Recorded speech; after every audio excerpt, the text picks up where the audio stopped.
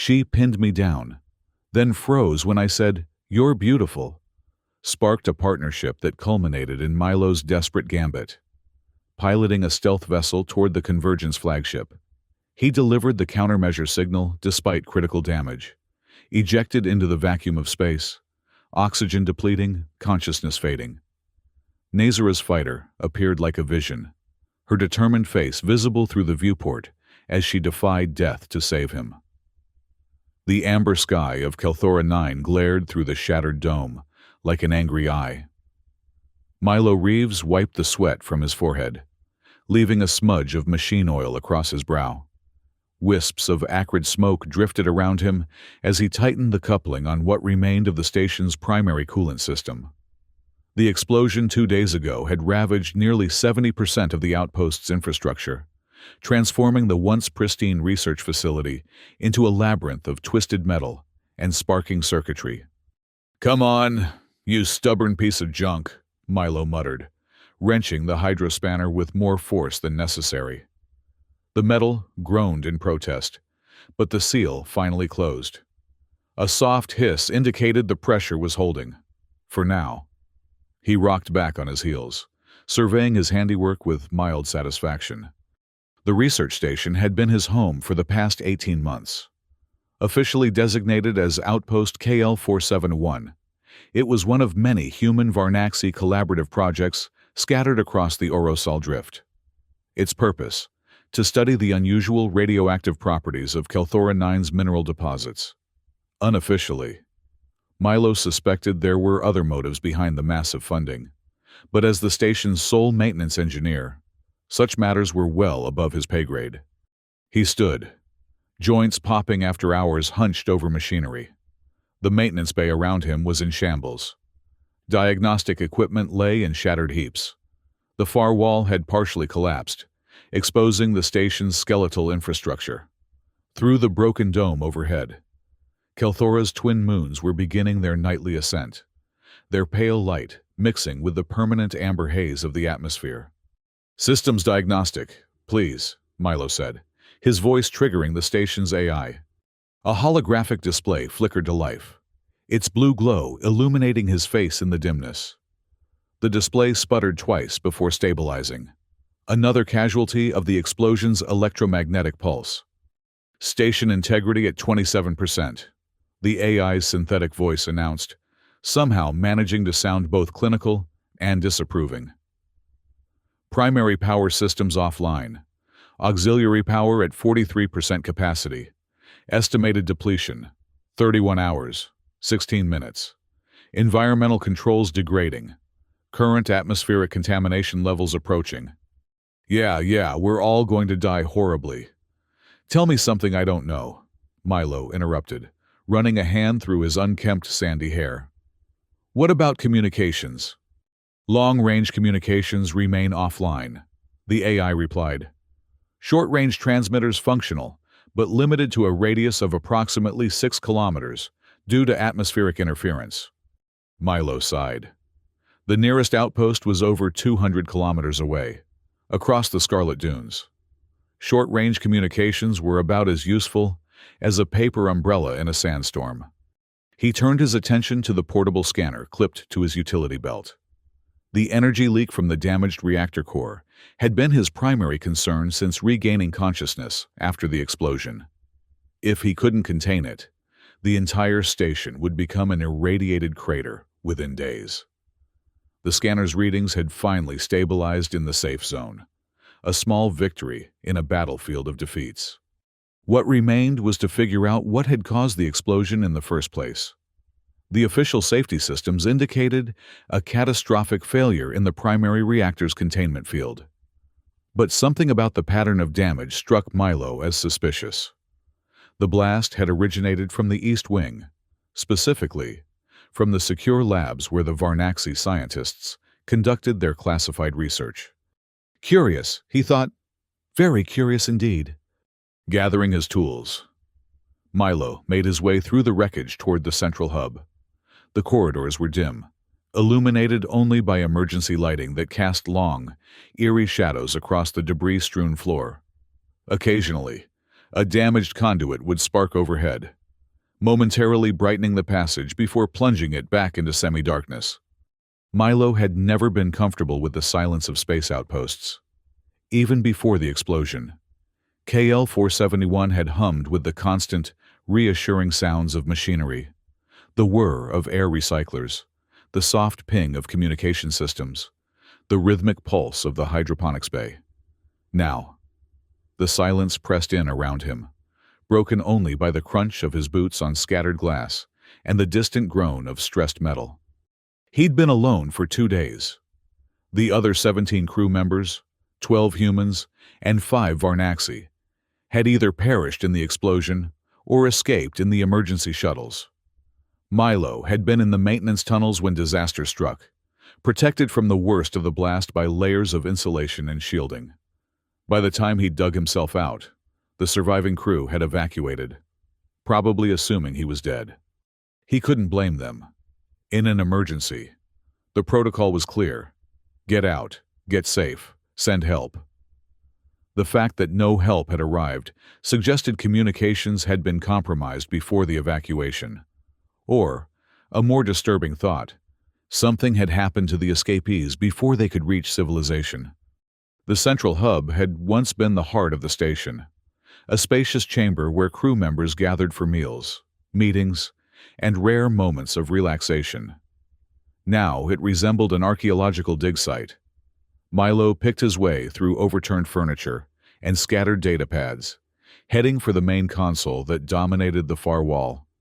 Remarkably, the console was still partially functional. Its screens flickered with static, but the underlying systems remained intact. Milo's fingers danced across the interface, bypassing security protocols with practiced ease.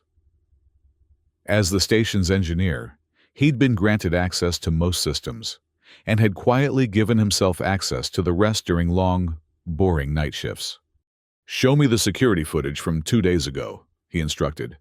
"East Wing Laboratories, 1 hour before the explosion." The screen flickered, then displayed the sterile environment of the Varnaxi research labs. The timestamp indicated 15:32 station time, precisely 57 minutes before everything went to hell. The footage showed 3 Varnaxi scientists working at various stations. Their tall, slender forms moved with the fluid grace characteristic of their species. The Varnaxi were humanoid, but distinctly alien, standing nearly 7 feet tall, with iridescent skin that shifted between deep blue and violet depending on the light. Their 4-fingered hands manipulated equipment with precision that even the most skilled human surgeons would envy. Milo leaned closer, studying their movements. Something seemed off. The Varnaxi were typically focused, methodical workers, but these 3 moved with an almost mechanical synchronicity. Their eyes, large, multifaceted orbs that normally shimmered with intelligence, appeared dull, fixed straight ahead regardless of what their hands were doing. "That's not right," Milo murmured, tapping commands to zoom in on the nearest Varnaxi's face. The screen suddenly went blank, then returned to a view of the empty, intact lab from a different angle. The timestamp had jumped ahead by 16 minutes. Milo frowned, entering commands to return to the previous footage, but the system refused to comply. "Interesting," he said to the empty room. "Very interesting indeed." A soft sound behind him, barely perceptible, like the whisper of fabric against metal, made him freeze. He wasn't alone after all. Milo's heart hammered against his ribs. Slowly, carefully, he reached for the plasma cutter hanging from his belt. Not much of a weapon, but better than nothing. "Hello?" he called out, striving for a casual tone and failing miserably. "Anyone there? The, evacuation shuttles are all gone. I'm afraid. But I've got some emergency rations if you're hungry." Silence answered him. Milo strained his ears, but could hear nothing beyond the occasional creak of the damaged station settling around him. Perhaps it had just been debris falling, or his imagination getting the better of him. He turned back to the console, but kept the plasma cutter in hand. The security footage continued to play, showing the lab from various angles, but always empty, always with strange time jumps that skipped what Milo most wanted to see. "Computer, are there any crew members still aboard the station?" he asked, keeping his voice low. "Negative," the AI responded immediately. "Bioscans indicate one human life sign present. Identity confirmed as maintenance engineer Milo Reeves." That should have been reassuring.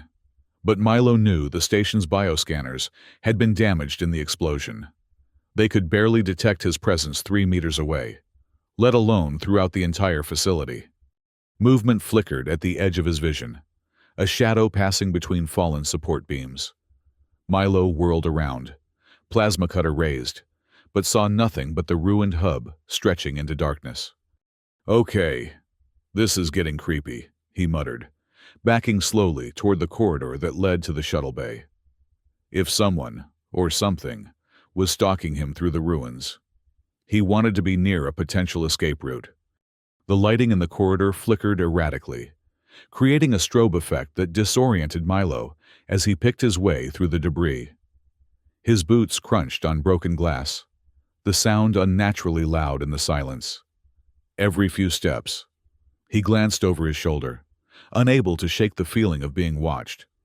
The shuttle bay doors had been warped by the explosion, leaving a gap barely wide enough for Milo to squeeze through. Beyond lay the cavernous bay, designed to house 4 emergency shuttles and 2 larger transport vessels. As he discovered shortly after regaining consciousness, all 6 berths were empty. Milo moved to the control station near the bay entrance, checking the log of departures. According to the system, 3 shuttles had launched within minutes of each other, approximately 90 minutes after the explosion. The other 3 vessels were marked as non-functional, maintenance required, which explained why they hadn't been used in the evacuation. So 3 shuttles, 17 crew members, Milo mused aloud, trying to distract himself from the prickling sensation between his shoulder blades. That's about 6 per shuttle, tight fit, but doable in an emergency. He scrolled through the passenger manifests, confirming his head count. All 12 humans and 5 Varnaxi were accounted for on the shuttles. Everyone except him. A sudden clatter from the far side of the bay sent Milo diving behind a storage container. Plasma cutter clutched in a white-knuckled grip. His breathing sounded thunderous in his own ears as he peered around the edge of his shelter. The vast space seemed empty, shadows pooling in corners and beneath damaged equipment. The emergency lighting created islands of visibility in a sea of darkness. And it was into one of these pools of light that a figure suddenly stepped. Milo's breath caught in his throat. Standing barely 20 meters away was a Varnaxi. But unlike any he'd seen before, where the scientists wore simple, functional attire, this one was clad in what could only be described as armor, sleek black plates that accentuated rather than hindered the species' natural grace. Twin crystalline blades hung at its sides, their edges gleaming with an inner light that suggested they were more than mere metal. The Varnaxi's head turned slowly, scanning the bay. Its eyes glowed with an unnatural violet light, and Milo instinctively knew that the station's damaged bioscanners would be useless against whatever technology this being possessed. For a moment, Milo contemplated staying hidden, but the bay offered few long-term hiding places, and the longer he waited, the more time the intruder had to detect him. Better to control the confrontation than be caught unawares. Taking a deep breath, Milo stood, plasma cutter held before him like a shield. "Hey there," he called, his voice echoing in the cavernous space. "You, missed the evacuation. Shuttles are all gone. I'm afraid." The Varnaxi's head snapped toward him with inhuman speed, those glowing eyes fixed on Milo with laser-like intensity. And in that moment, he knew he'd made a terrible mistake. What happened next occurred so quickly that Milo's brain struggled to process it. One moment, the Varnaxi was standing 20 meters away. The next, it was directly in front of him, moving with a speed that defied physics. A crystalline blade hovered millimeters from his throat, its edge emitting a soft, high-pitched hum. Milo's plasma cutter clattered to the floor from suddenly nerveless fingers. "Okay," he managed, voice cracking. "So not here for the evacuation. Got it." The Varnaxi said nothing. Its face, with the characteristically smooth features of its species, remained impassive. Only those eyes betrayed any hint of life, glowing, focusing, analyzing. "Look, if this is about the mess in the cafeteria last week, I swear I was going to clean up my dishes. Just got busy with the, massive explosion and fighting for survival." Still no response. The blade didn't waver from its position at his throat. "Not much of a talker, huh? That's cool. I can respect that. Strong, silent type. Very intimidating."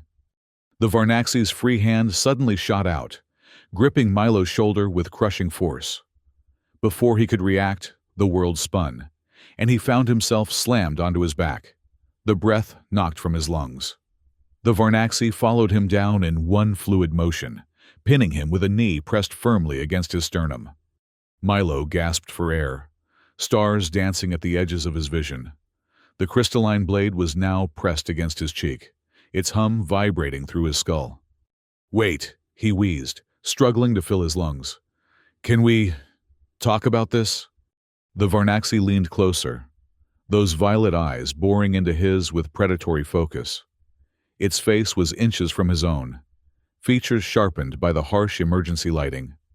And then, without conscious thought, the words slipped from Milo's lips. "You're beautiful." The effect was instantaneous and astonishing. The Varnaxi froze, its entire body going rigid. The pressure on Milo's chest eased slightly, as surprise registered in those alien eyes. For the first time, Milo noticed details he'd missed in his panic. The subtle patterns of iridescence that flowed across the Varnaxi's skin. The delicate structure of its facial features.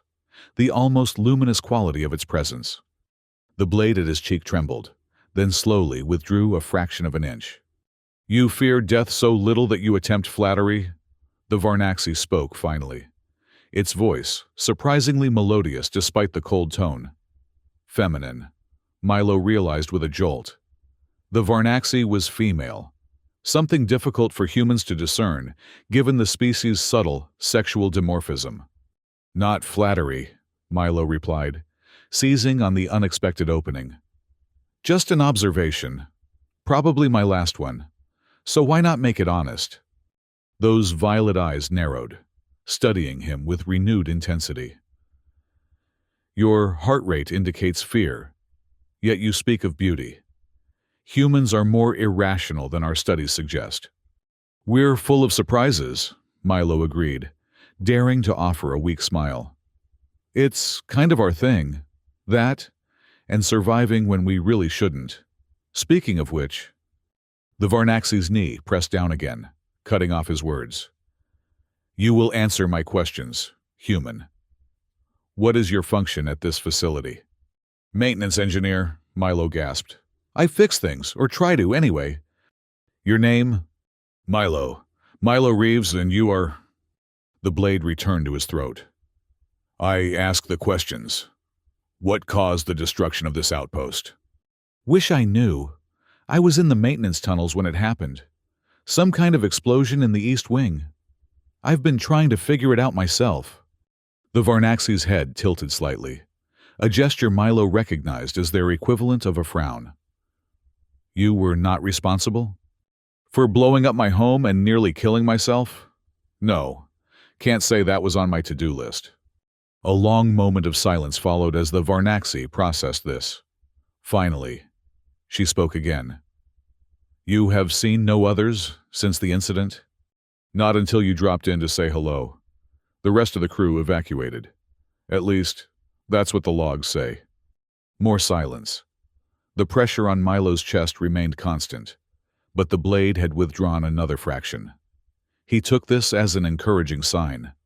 "Look," he ventured, "not that I don't enjoy quality time with armed Varnaxi, but my ribs are starting to lodge a formal complaint.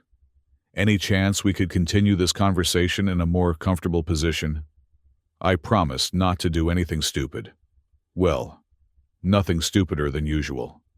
To his surprise, the Varnaxi rose in one fluid motion, though the blade remained pointed in his direction. Milo sat up slowly, rubbing his bruised sternum. "Thanks," he said, taking a careful breath. "Much better. So, do you have a name?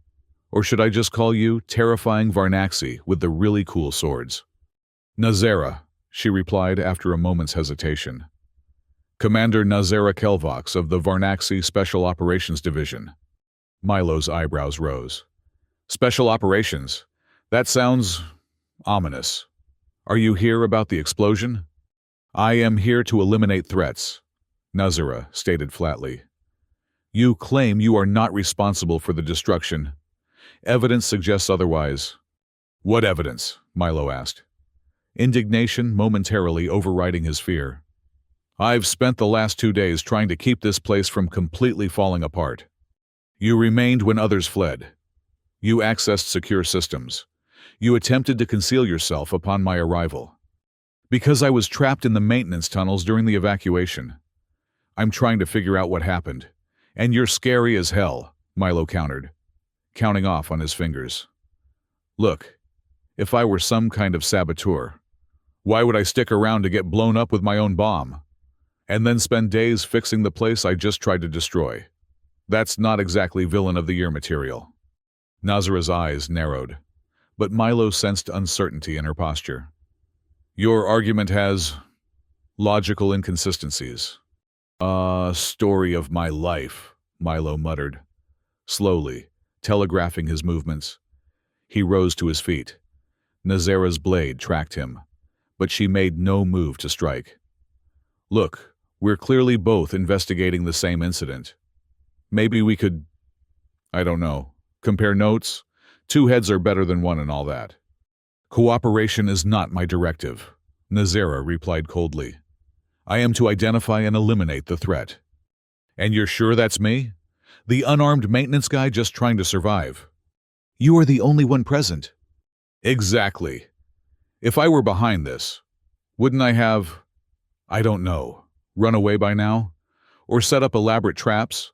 Or at least packed a lunch for my evil hideout?" A flicker of something, confusion, perhaps, or reluctant amusement, crossed Nazera's face. "Your behavior does not match expected patterns for saboteurs." "Because I'm not one," Milo pressed his advantage. "But I did find something strange just before you arrived. Security footage from the East Wing, where the explosion originated. There were Varnaxi scientists acting. Weird, synchronized. And then the footage jumped, like someone edited out the important parts."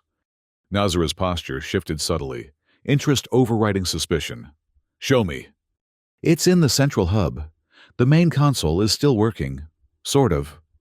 Nazara gestured with her blade toward the doorway. "Lead, slowly.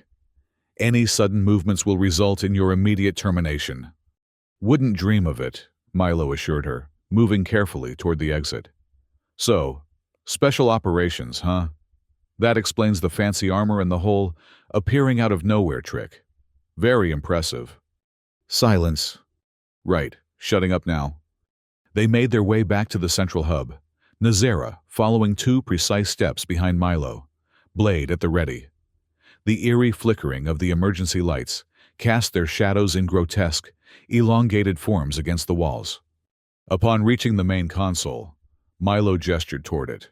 "May I?" At Nazera's curt nod, he began accessing the security systems again. "Here's what I found. Watch the Varnaxi scientists carefully." The footage played out as before. 3 Varnaxi working with unnatural synchronicity. Their eyes dull and fixed. Milo pointed to the screen. "See that? They're moving like puppets. And then..."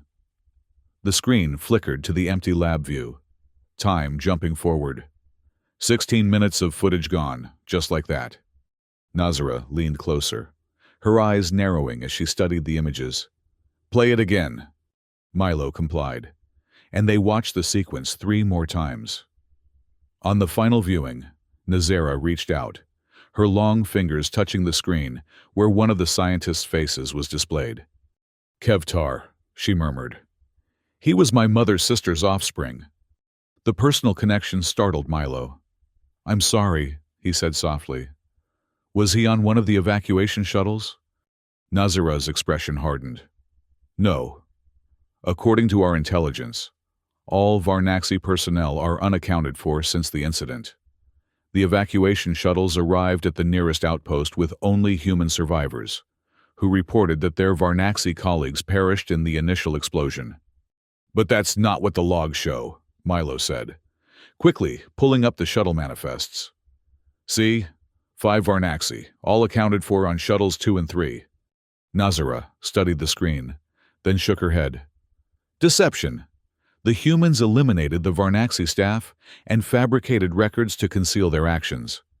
What? That's insane, Milo protested. Why would they do that? The Humans First movement has been gaining support in the border systems. They oppose all collaboration with non-human species, particularly the Varnaxi. Your government denies their influence, but we have documented 17 attacks on joint facilities in the past standard year. Milo ran a hand through his hair, mind racing. Okay, let's say you're right, and some human extremists decided to take out the Varnaxi staff. That still doesn't explain what we're seeing in the security footage. Those scientists aren't being attacked. They're acting strange before anything happens. Nazara's gaze returned to the screen, where the footage was frozen on the dull-eyed face of her relative. This behavior is familiar. It resembles the effects of the control protocols our military developed during the last Dominion War. Control protocols? You mean like mind control? A crude description, but essentially correct. Neural override systems designed to coordinate troops in battle when conventional communications were compromised. They were abandoned after the war due to ethical concerns. Milo let out a low whistle. So, someone used these control protocols on the Varnaxi scientists? Made them, sabotage the station? It would appear so. Nazara's voice had taken on a new quality, concern underlaid with growing anger. But the technology was supposed to have been destroyed, all research data purged. Clearly, someone didn't get the memo, Milo muttered. Can you tell what trigger they might have used? Some kind of signal or activation phrase? Nazara's eyes narrowed in thought. The original protocols were activated via encrypted transmissions on specific frequencies, what our engineers called whisper light. Nearly undetectable unless you knew exactly what to look for. Whisper light, Milo repeated, something clicking in his mind. Wait a minute. He turned to the console, fingers flying across the interface. The station monitors all electromagnetic frequencies as part of its standard environmental analysis. If there was a transmission like that. Data scrolled across the screen as Milo accessed the environmental logs from the days leading up to the explosion. There, he said finally, pointing to a spike in the readings. 3 days before the incident. A burst transmission on a frequency I've never seen before. Too weak to trigger any alarms, but definitely artificial. Nazara studied the readings, her expression darkening. That is a whisper light frequency. Someone activated a control protocol on this station. But who? And why target a research outpost in the middle of nowhere? Before Nazara could respond, a new alarm began blaring through the station's damaged speakers. Red warning lights flashed overhead, adding to the chaotic illumination of the hub. What now? Milo groaned, turning back to the console. His face paled as he read the incoming data. Oh, that's not good. That's very not good. Explain, Nazara demanded, moving to peer over his shoulder. We've got incoming, multiple signatures. Approaching fast from the north. Milo tapped commands, bringing up the external sensor display. Small, high-speed objects. Too small for shuttles, too fast for ground transport. Drones, Nazara said grimly, hand moving to the hilt of her second blade. Combat drones, how many? Milo squinted at the readings. At least a dozen, maybe more. The sensors are pretty damaged. We must secure ourselves. This position is too exposed. Nazera scanned the hub. Tactical assessment evident in her gaze. Are there any defensive systems still operational? Defensive systems? This is a research station, not a military outpost. All Varnaxi installations have defensive capabilities. Well, this isn't a Varnaxi installation. It's a joint human-Varnaxi project, built to human specifications, Milo explained. The most dangerous thing we had was the coffee maker in the break room, and that's currently embedded in the ceiling. Nazra's expression suggested this was yet another example of human incompetence. Then we must improvise. The maintenance tunnels you mentioned, where are they? Milo pointed to a nondescript panel in the floor near the far wall. Access hatch there. The tunnels run throughout the station. They're cramped, but they might provide cover. They will have thermal scanning capabilities. Body heat would betray our position. Nazera paced the hub, eyes constantly moving between potential entry points. We need a distraction, a way to mask our presence. An idea sparked in Milo's mind. The coolant system I just repaired. If I redirect it, I could flood sections of the station with supercooled gas. It would throw off thermal scans, at least temporarily. How long would this take? Milo grimaced. Normally, hours. With the systems in their current state and using every shortcut I know, maybe 15 minutes. We have less than 5 before they breach the perimeter. Then I guess I'll have to work fast, Milo said, already moving toward the maintenance hatch.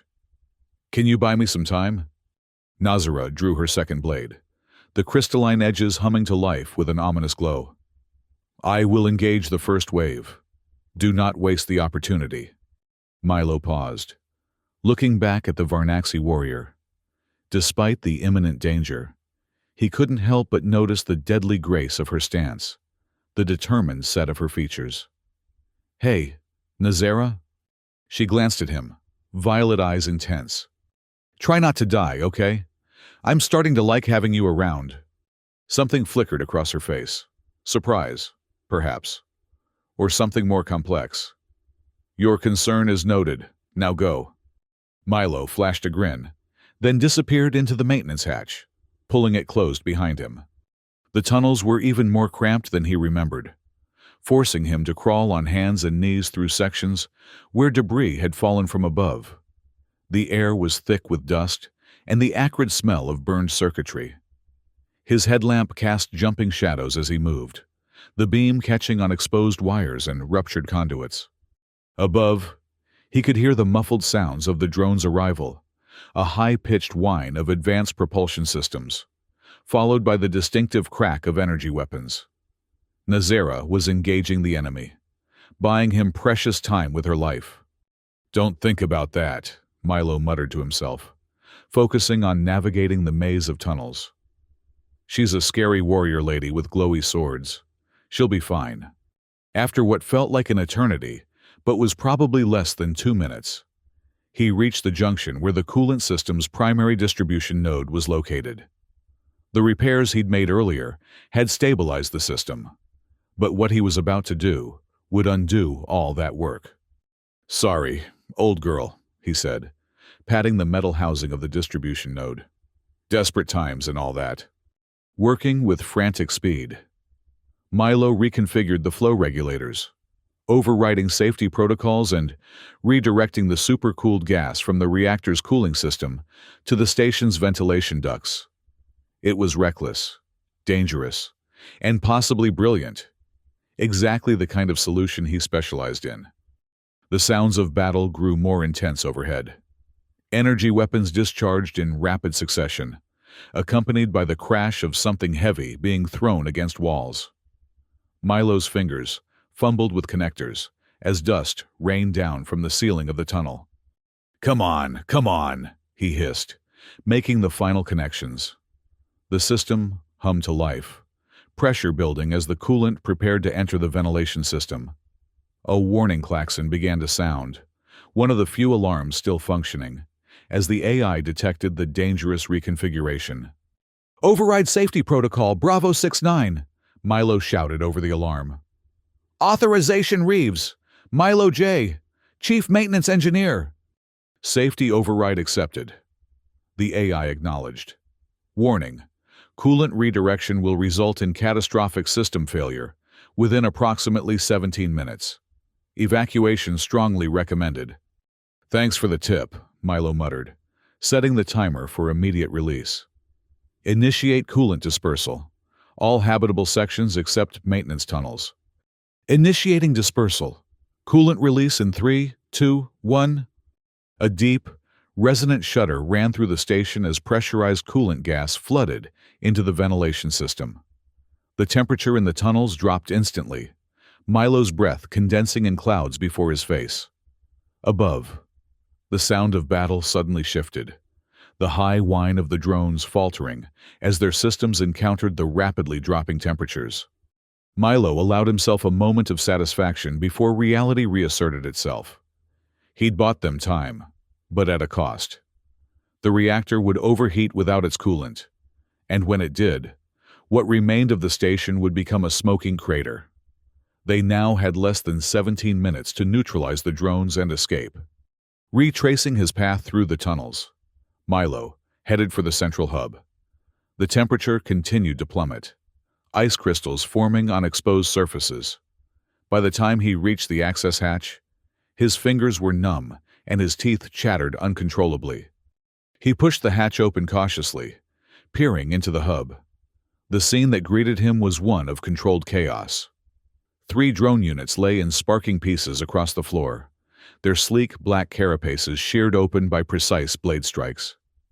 Nazira stood in the center of the room, both swords extended, facing off against 2 more drones that hovered just beyond her reach. Her armor was scorched in several places, and a dark liquid that Milo presumed was blood trickled from a cut on her forehead. The drones were spherical, approximately 1 meter in diameter, bristling with weapons and sensor arrays.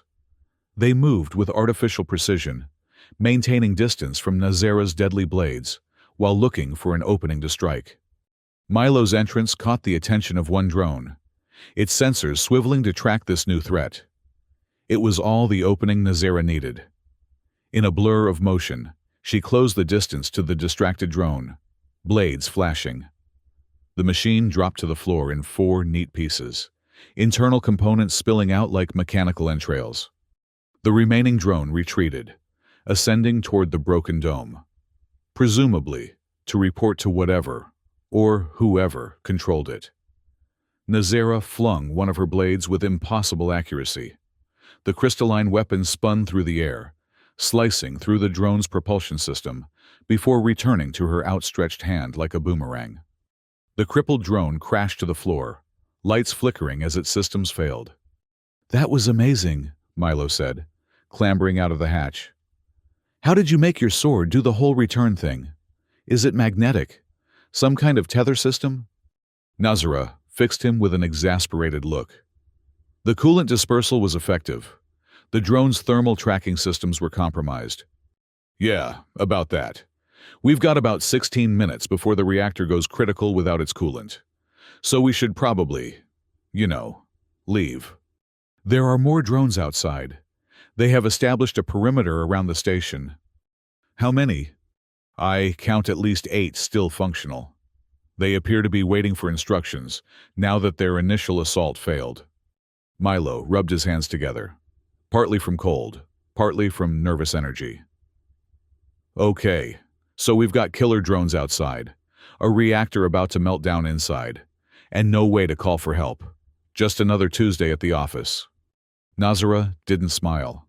Milo wasn't sure Varnaxi could smile, but something in her posture suggested grudging appreciation for his gallows humor. "The drone's behavior indicates remote control rather than autonomous operation. If we could disrupt the control signal—" "Like the whisper light that affected your people," Milo said, the pieces clicking together in his mind. "If they're using the same frequency." He moved to the console, fingers dancing across the interface despite the cold. The station has a communications array. If I could reconfigure it to broadcast interference on that specific frequency, the drones would be rendered inoperative. Nazera finished, moving to stand beside him. Can this be accomplished within our remaining time? Maybe. Probably. If I don't electrocute myself first. Milo accessed the communication systems, assessing what remained functional. The main array is damaged, but the emergency beacon is intact. It's not powerful enough to reach the nearest outpost, but it might have enough juice to create local interference. He worked frantically, reprogramming the beacon to broadcast on the whisper light frequency they'd identified earlier. The console sparked occasionally as damaged circuits protested the unorthodox commands. 12 minutes remaining, Nazera reported, keeping watch on both the external sensors and the reactor status. No pressure, Milo muttered, making the final adjustments. Okay, this should work. When I activate it, the beacon will send out a concentrated burst of white noise across the whisper light frequency. It should disrupt any control signals temporarily. How temporarily? Hard to say. Minutes. Maybe. The beacon's capacitors will drain quickly at this power level. It may be enough. Activate it. Milo took a deep breath, then hit the command sequence. The console hummed, power routing to the emergency beacon. For a moment, nothing seemed to happen. Then, the external sensors showed movement.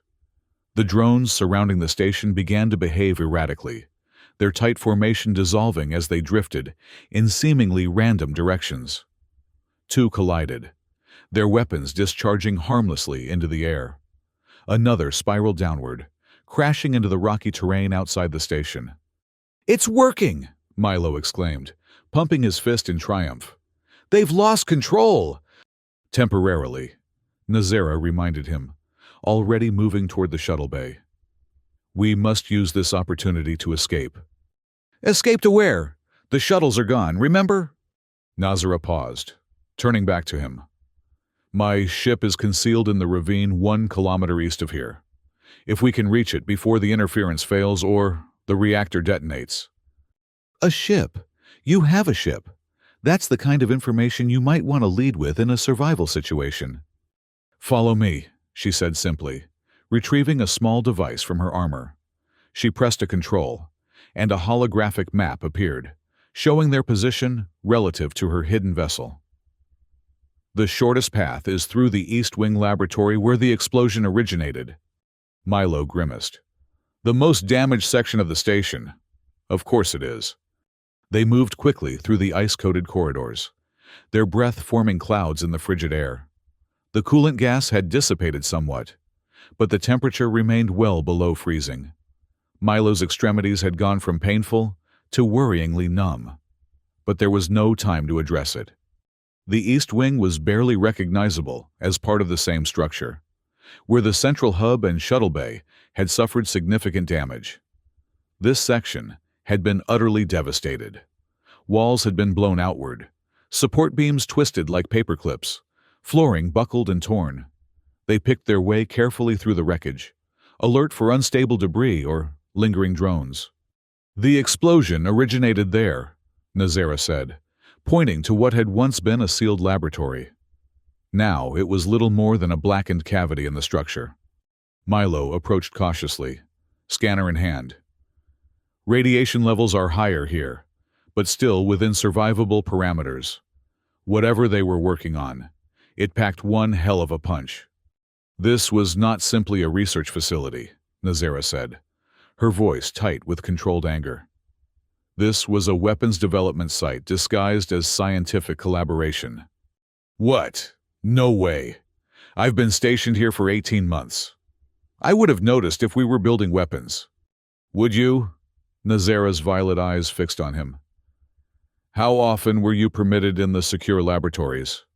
What did you know of the Varnaxi scientists' work?" Milo opened his mouth to argue, then closed it as realization dawned. "Almost never. And nothing, really. It was classified. Need-to-know basis only. And now you know why." A sudden tremor ran through the station, nearly throwing them off their feet. Dust and small debris rained down from what remained of the ceiling. 8 minutes until reactor critical, Milo estimated, steadying himself against a twisted support beam. We should really keep moving. They continued through the devastated East Wing, eventually reaching an emergency airlock that opened onto the barren surface of Kelthora 9. The airlock mechanism had been damaged, forcing Milo to manually override the safety protocols and crank the door open by hand. "The atmosphere is breathable," Nazera informed him as the outer door slowly ground open. "But the surface temperature is extreme, and radiation levels are elevated. We must move quickly once outside." "Extreme like wear a hat extreme, or extreme like your blood will boil extreme?" "The latter is unlikely, but skin exposure should be minimized." "Great. Wonderful. Just keeps getting better." Milo pulled his maintenance jumpsuit's hood up, covering as much skin as possible. The fabric was designed to provide limited protection against hazardous environments, but it wasn't meant for extended exposure to Kelthora's harsh conditions. The airlock finally opened fully, revealing the alien landscape beyond. Kelthora 9's surface was predominantly rust-colored rock and sand, stretching toward a distant horizon where jagged mountains rose like teeth against the amber sky. The twin moons hung low, casting long shadows across the desolate terrain. Nazara consulted her holographic map once more. "This way," she said, pointing toward a narrow ravine barely visible in the distance. "Stay close." They emerged onto the surface, the door grinding shut behind them with a sense of finality. The air was thin and acrid, burning Milo's lungs with each breath. The ground beneath his boots was loose, shifting treacherously with each step. Above them, several drones still circled erratically, their control systems disrupted by the interference. One spiraled overhead, weapon systems firing randomly into the barren landscape. Milo ducked instinctively as energy bolts struck the ground nearby, sending up plumes of superheated sand. "Keep moving," Nazera urged, her long strides easily outpacing Milo's shorter, human gait. "The interference will not last much longer." They half ran, half slid down the sloping terrain toward the ravine, using the natural contours of the land for cover whenever possible. Behind them, the research station loomed like a wounded beast, emergency lights still visible through the shattered dome. A distant rumble shook the ground beneath their feet. Milo glanced back to see a section of the station collapse in on itself, dust and debris billowing outward. "That's not good," he panted, redoubling his pace. "Reactor containment is failing faster than I calculated." They reached the edge of the ravine, a deep fissure cutting through the rocky terrain. Its walls dropped away sharply, descending at least 30 meters to a narrow floor littered with boulders and what appeared to be the remnants of a dried riverbed. Nazara activated a control on her armor, and a narrow path lit up along the ravine wall, metal spikes driven into the rock face, creating makeshift steps that zigzagged downward. "Tell me that's not the only way down," Milo said, eyeing the precarious path with trepidation. "It is the only way to my ship," Nazera replied, matter-of-factly. "Unless you prefer to remain here when the reactor detonates." "Point taken." They began the descent, Nazera moving with practiced ease despite her greater height. Milo following more cautiously, testing each foothold before committing his weight. The metal spikes were spaced perfectly for Varnaxi physiology, requiring Milo to stretch uncomfortably for some steps. Above them, the drone's erratic patterns began to stabilize. One by one, they resumed formation, circling with renewed purpose. "The interference is failing," Nazera observed, increasing her pace. "We must reach the ship before they reacquire targeting capabilities." They were about halfway down when the first energy bolt struck the ravine wall above them, showering them with pulverized rock and dust. Milo pressed himself against the cliff face, heart hammering in his chest. "So much for the element of surprise," he muttered, blinking dust from his eyes. "How much further?" 20 meters to the floor. Another 50 to the ship, Nazera replied, drawing one of her crystalline blades with her free hand. Keep moving. I will provide what cover I can. Another energy bolt struck closer, the heat of it scorching the sleeve of Milo's jumpsuit. He bit back a cry of pain, focusing on the next foothold, then the next. One step at a time. Don't look down. Don't look up at the killer drones. Just move. Nazira somehow managed to deflect several bolts with her blade, the energy dispersing harmlessly against the crystalline surface. It was an impossible feat of reflexes and precision, but Milo was beyond questioning the capabilities of his Varnaxi companion. They reached the ravine floor in a controlled slide, Milo's boots skidding on loose gravel. Without pausing, Nazera pulled him toward a narrow side passage, barely visible between towering rock formations. Through here, she directed, ducking into the passage. The ship is concealed in a cave system 50 meters ahead. The passage twisted and turned, occasionally narrowing to the point where they had to turn sideways to squeeze through. The sounds of the drones and their weapons grew muffled, then faded entirely as the rock walls above them thickened.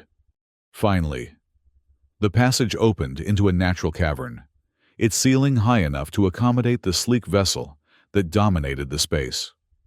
Milo stared in amazement at the ship. It was unlike any Varnaxi craft he'd seen before, its hull a deep, matte black that seemed to absorb light rather than reflect it. Its lines were smooth and predatory, suggesting both speed and stealth. Wow, he breathed. That's quite a ship. Special Operations Division prototype, Nazera explained, approaching the vessel. A ramp extended soundlessly from its underside at her approach. It is designed for covert infiltration and rapid extraction. I bet it doesn't show up on standard scanners either, Milo guessed, following her up the ramp. No wonder you were able to approach the station undetected. The ship's interior was as impressive as its exterior, compact but efficiently designed, with a cockpit that could accommodate 2 crew members and a small cargo living area behind. Every surface gleamed with the distinctive iridescence of Varnaxi technology. Nazira moved immediately to the pilot's position, her fingers dancing across holographic controls that sprang to life at her touch. The ship hummed in response, systems activating in a carefully orchestrated sequence. "Strap in," she instructed, nodding toward the co-pilot's seat. "Takeoff may be abrupt." Milo secured himself in the indicated seat, which adjusted automatically to accommodate his human proportions. "What about the drones? Won't they detect us as soon as we leave the ravine?" "This vessel has advanced stealth capabilities. However, the real concern is the imminent reactor detonation. We must achieve minimum safe distance before that occurs." As if on cue, a deep, resonant boom echoed through the cavern, followed by a tremor that shook loose dust and small rocks from the ceiling. Milo's stomach dropped. "I think that minimum safe distance just got a lot further away." Nazira's hands moved with increased urgency across the controls. The ship's engines went from a hum to a powerful thrum that Milo could feel in his bones. "Hold on." The ship rose smoothly from the cavern floor, turning in place until its nose pointed toward the cavern entrance. Then, with a surge of acceleration that pressed Milo back into his seat, they shot forward, threading the narrow passage with precision that would have been impossible for human pilots. They emerged into the ravine just as a massive explosion illuminated the amber sky above. The research station had detonated, a blinding fireball expanding outward, consuming the structure and sending a shockwave racing across the barren landscape. The ship rocketed upward, climbing at a steep angle that had Milo gripping his seat. Through the viewport, he watched as the drones, caught in the expanding shockwave, were tossed like leaves in a hurricane, their metal forms crumpling under the force of the blast. "Engaging atmospheric shielding," Nazera announced, her voice calm despite the catastrophe unfolding behind them. "Brace for impact." The shockwave hit them seconds later, buffeting the ship violently despite its speed and distance. Warning indicators flashed across the control panels, but the vessel maintained its course, punching through Kelthora's upper atmosphere and into the relative safety of space. Milo released a breath he hadn't realized he was holding. That was closer than I'd like. Nazira's hands finally relaxed slightly on the controls as she adjusted their course away from the planet. Agreed. Damage report indicates minor stress fractures in the port stabilizer, but all critical systems remain functional. So, Milo said after a moment of silence, where exactly are we headed? The nearest secure Varnaxi outpost is in the Talari system, approximately 18 hours at standard speed. Talari? That's deep in Varnaxi space. I don't exactly have a visa. Nazira glanced at him, violet eyes unreadable. You are now under my protection as a witness to events of critical security importance. Your presence will be tolerated. Well, when you put it that way, how can I refuse? Milo tried for a light tone, but exhaustion was rapidly catching up with him now that the immediate danger had passed. The events of the past hours, the confrontation, the drone attack, the desperate escape, all crashed down on him at once. Nazira must have noticed his fatigue. There are rest facilities in the rear compartment. You should recover your strength while you can. The situation at our destination will likely require full alertness. That sounds ominous, but sleep sounds amazing right now. Milo unstrapped himself from the co-pilot seat, wincing as various bruises and minor injuries made themselves known. Wake me if, anything tries to kill us again. That is statistically unlikely during transit, Nazira replied seriously. I'll take those odds. Milo made his way to the rear compartment, where he found a narrow sleeping platform clearly designed for Varnaxi physiology. It was too long for his human frame, but at that moment, it looked as inviting as the most luxurious bed. He collapsed onto it without even removing his boots, and darkness claimed him almost instantly. Milo awoke to the gentle hum of the ship's engines and the disorienting sensation of not knowing how long he'd been asleep. The lighting in the rear compartment had dimmed to a soft blue glow that reminded him of twilight on Earth, a sight he hadn't seen in over 2 years. He sat up slowly, muscles protesting after the abuse they'd endured. Someone, Nazira obviously, had placed a lightweight blanket over him while he slept. The gesture was unexpectedly thoughtful from someone who had nearly killed him less than a day ago. Following the smell of something that might have been food, Milo made his way back to the cockpit. Nazira sat in the pilot's seat, her posture perfect despite what must have been hours at the controls. Before her, holographic displays showed their course through a region of space Milo didn't recognize. You're awake, she observed without turning. There is sustenance in the dispenser to your right. Milo located the indicated device, which produced a sealed container of what appeared to be some kind of nutrient paste. Yum, he said without enthusiasm, but his stomach growled insistently. Beggars couldn't be choosers. The paste tasted better than it looked, vaguely fruity with an undertone of something like cinnamon. Milo consumed it quickly, realizing just how hungry he'd been. How long was I out? He asked, settling into the co-pilot seat with a second container of paste. Approximately 11 hours, Nazira replied. Your body required recovery time.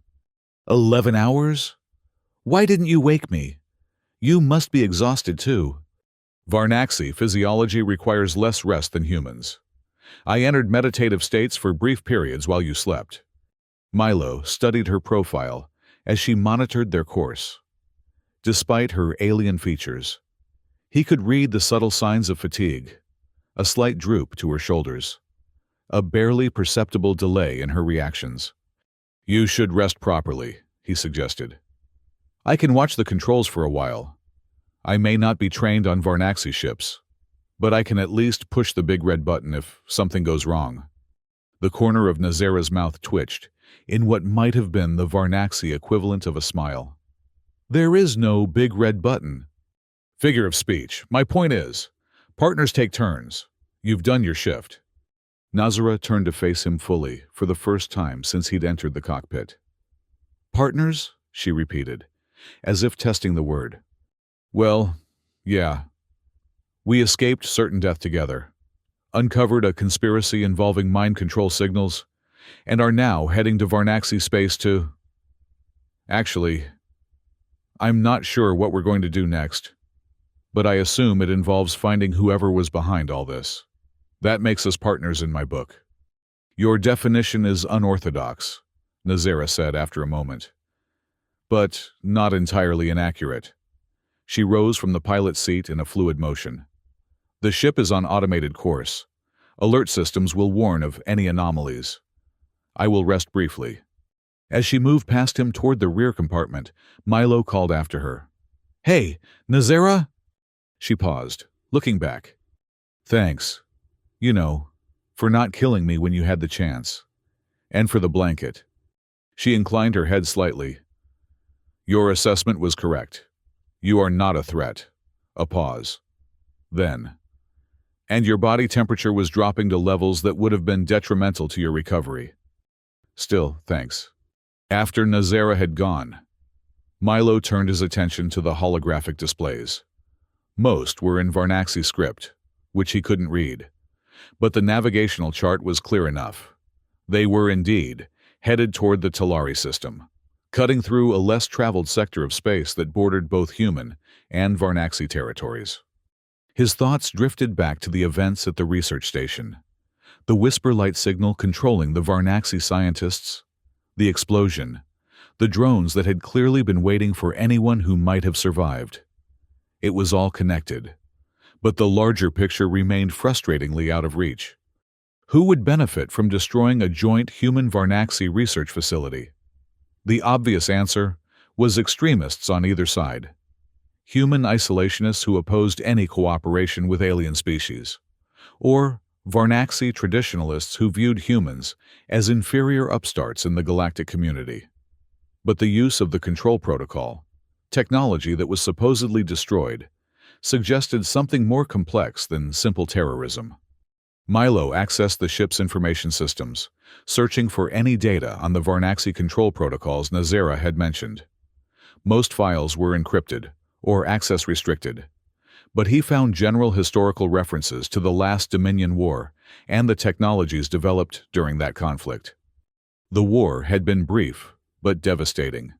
A 3-year struggle between the Varnaxi Collective and the Dominion, a now extinct species that had attempted to expand into Varnaxi space approximately 80 standard years ago. The control protocols had been developed late in the conflict as a desperate measure against Dominion psychic attacks that could turn Varnaxi soldiers against their own kind. After the war, ethical concerns about the technology had led to its official discontinuation and destruction. But clearly, someone had preserved it, and now found a new use for it. Hours passed as Milo researched, cross-referenced, and speculated. He was so absorbed in his investigation that he didn't notice Nazara's return until she spoke from directly behind him. "You have been busy." Milo jumped, nearly falling out of his seat. "Geez, make some noise when you move, would you? Bells, maybe, or those squeaky shoes clowns wear." "Stealth is integral to my training," Nazara replied, sliding back into the pilot's seat. "What have you discovered?" Milo gestured to the various displays he'd opened. "Not much concrete. Just trying to understand the bigger picture. The control protocols were developed during the last Dominion War, right? To counter psychic attacks?" "Correct. The Dominion possessed limited telepathic abilities that could influence Varnaxi neural patterns. The protocols were designed as a countermeasure, a way to override external influence with our own control signal. But they were dangerous in their own right," Milo guessed. "Too much potential for abuse." Nazara nodded slowly. The line between protection and control proved problematic. After the war, the High Command ordered all research destroyed and surviving prototypes dismantled. But someone kept the technology. Someone who knew how to use it against your people instead of protecting them. So it would seem, Nazera agreed, her expression darkening. The question is who, and why target a research outpost of minimal strategic value?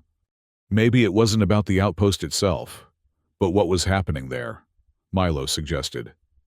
You said it yourself, weapons development disguised as scientific research. Possible. But if weapons were indeed being developed, the logical conclusion would be that whoever deployed the control signal wanted to disrupt that research, or steal it. Milo frowned, thinking through the implications. The Varnaxi scientists were made to sabotage their own work, destroying both the research and themselves in the process. The human crew evacuated, apparently unaware of what had really happened. And then combat drones were deployed to eliminate any survivors or investigators. Nazera continued the thread.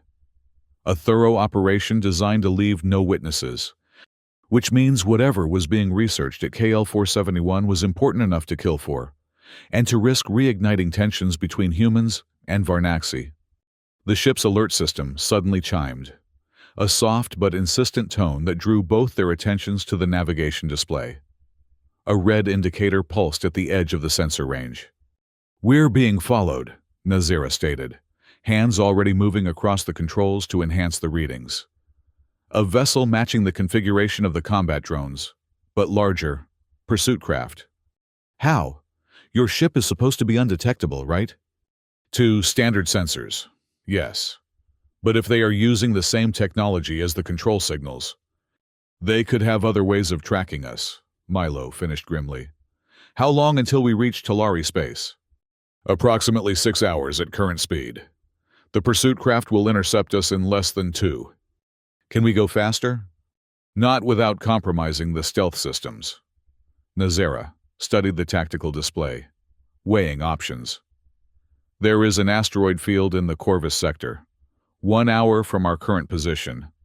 If we can reach it, the natural interference might provide additional cover. Or they could corner us there, with limited maneuverability and nowhere to run," Milo pointed out. "Do you have a better suggestion?" Milo thought for a moment, then leaned forward to examine the star charts more closely. "Wait, what's this?" He pointed to a symbol near their course, a marker he didn't recognize. "An abandoned mining facility," Nazera explained. "Decommissioned after the local resources were depleted. It is of no tactical value. Maybe not for its intended purpose, but—" Milo's mind raced, an idea taking shape. "Does this ship have any way to broadcast on the whisper light frequency? The same one we detected at the station?" Nazera's eyes narrowed as she followed his thinking. "Yes. Communication on those frequencies is restricted, but this vessel has the capability for secure transmissions." "Perfect. Here's what we do." The pursuit craft gained steadily over the next hour, its superior engines closing the distance despite Nazera's evasive maneuvers. Milo watched the tactical display with growing tension, the red dot representing their hunter growing larger as its sensor profile became clearer. "Definitely military," he observed. "Heavy weapons, reinforced hull. Whoever's after us isn't taking any chances." "The mining facility is ahead," Nazera reported, adjusting their course slightly. "Are you certain this plan will work?" "Absolutely not," Milo admitted. "But it's the best bad idea I've got." The abandoned facility came into view through the viewport, a sprawling complex of interconnected modules anchored to a small, rocky planetoid. Once a bustling operation extracting rare minerals from the planetoid's core, it now drifted in silent dereliction, its exterior scarred by micrometeorite impacts and the harsh conditions of space. Nazera guided their ship into a docking approach, matching velocity with the slowly rotating structure. "No power signatures detected. The facility appears completely dormant, as expected." "Good. That means the auxiliary system should still have some charge in their emergency batteries." Milo double-checked the equipment he'd assembled, a portable interface unit from the ship's toolkit. modified with components cannibalized from less essential systems. This will work as a signal amplifier if I can connect it to the facility's communication array. The pursuit craft will be within weapons range in 17 minutes, Nazera reminded him, bringing their ship alongside a partially exposed docking port. We must work quickly. Docking with the abandoned facility required manual override of the external airlock, a procedure Nazera accomplished with practiced efficiency. The facility's artificial gravity had long since failed, forcing them to rely on magnetic boots that clicked awkwardly against the metal flooring as they entered. The interior was a snapshot of abrupt evacuation, personal items still secured to workstations, half-empty containers floating in the stale air. Emergency lighting cast dim red shadows across the abandoned command center as they made their way to the communications console. This station model used standardized equipment, Milo explained, attaching his makeshift amplifier to the dead console. If I can tap into the emergency power reserves, we should be able to broadcast a whisper light signal, powerful enough to reach our pursuer. And if their systems are shielded against such signals, then we'll have given away our position for nothing, Milo acknowledged, working quickly to connect power couplings. But, from what we saw at the research station, whoever's behind this is using the control protocols themselves. It would be pretty ironic if they didn't have the same vulnerability. The console flickered to life as Milo rerouted power from the emergency reserves. Ancient systems groaned back to consciousness, displays illuminating with warning messages and status reports from years ago. Communications array is degraded but functional, he reported, fingers flying across the interface. I'm programming it to broadcast the same frequency we detected at KL471, but with a randomized pattern that should disrupt any similar signal being used by our pursuer. The pursuit craft has changed course, Nazera announced, monitoring their own ship's sensors through a portable display. They are approaching the facility directly. They know we are here. Let them come, Milo said grimly, making final adjustments to the amplifier. Just a few more seconds. The facility shuddered as something impacted nearby, a warning shot from the pursuit craft, deliberately missing but close enough to demonstrate their firepower. They are demanding our surrender, Nazera reported. They claim to be Varnaxi security forces responding to an alert about stolen prototype technology. Well, that's convenient, Milo muttered. I'm guessing these aren't actually your colleagues. Unlikely. My mission was classified at the highest levels. These are imposters using official protocols as cover. The facility shook again, more violently this time. Loose equipment rattled against bulkheads, and a distant alarm began to wail. Hull breach in Sector 7. Nazera read from her display. They are no longer being cautious. Almost there, Milo assured her, making the final connection. The amplifier hummed to life, drawing power from the facility's reserves. Initiating broadcast. Now. The effect was not immediately apparent, but Nazera's display showed a new energy signature emanating from the facility, the whisper light signal, amplified by the mining complex's powerful, if antiquated, communication array. The pursuit craft has ceased fire, Nazera reported after a tense moment. They appear to be experiencing system difficulties, erratic movement patterns, power fluctuations. Milo allowed himself a brief smile of triumph. It's working! Their systems are susceptible to the same signal they've been using against others. We should return to our ship immediately, Nazera urged, disconnecting her portable display. The effect may be temporary, and this facility's structural integrity is compromised. They made their way back through the abandoned corridors, now occasionally illuminated by the flash of emergency lights, as various systems failed under the stress of the recent impacts. The air grew thinner as life support systems, reactivated by their power redistribution, struggled to compensate for the hull breach. Upon reaching their ship, Nazera wasted no time in disengaging from the facility and putting distance between them and both the mining complex and the now drifting pursuit craft. Their systems remain compromised, she reported as they accelerated away. No signs of pursuit capability. Should we finish them off? Milo asked, surprising himself with the coldness of the question. Nazara glanced at him, something like approval in her violet eyes. Tempting, but unwise. A destroyed vessel requires investigation. One that returns with system failures and crew unable to explain their actions will create confusion that serves our purposes better. Plus, not murdering people who might just be following orders, Milo added, his humanity reasserting itself. That consideration is secondary, Nazara admitted, but valid. They resumed their course to the Talari system, the incident with the pursuit craft adding urgency to their journey.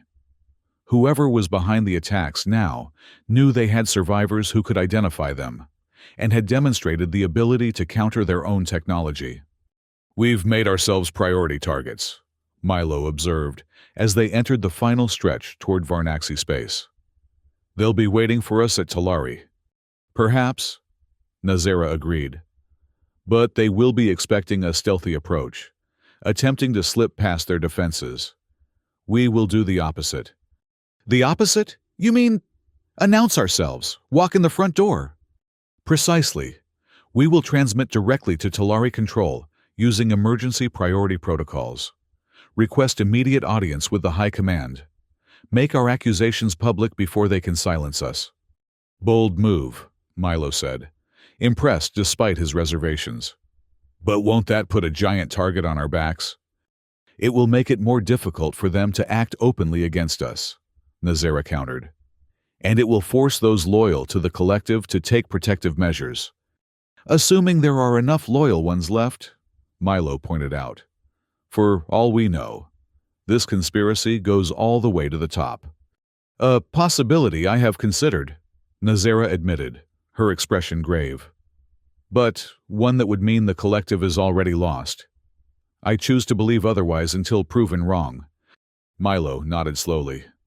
Okay then, front door it is. As they approached the border of Varnaxi space, Nazara prepared the transmission that would either ensure their safety or seal their fate.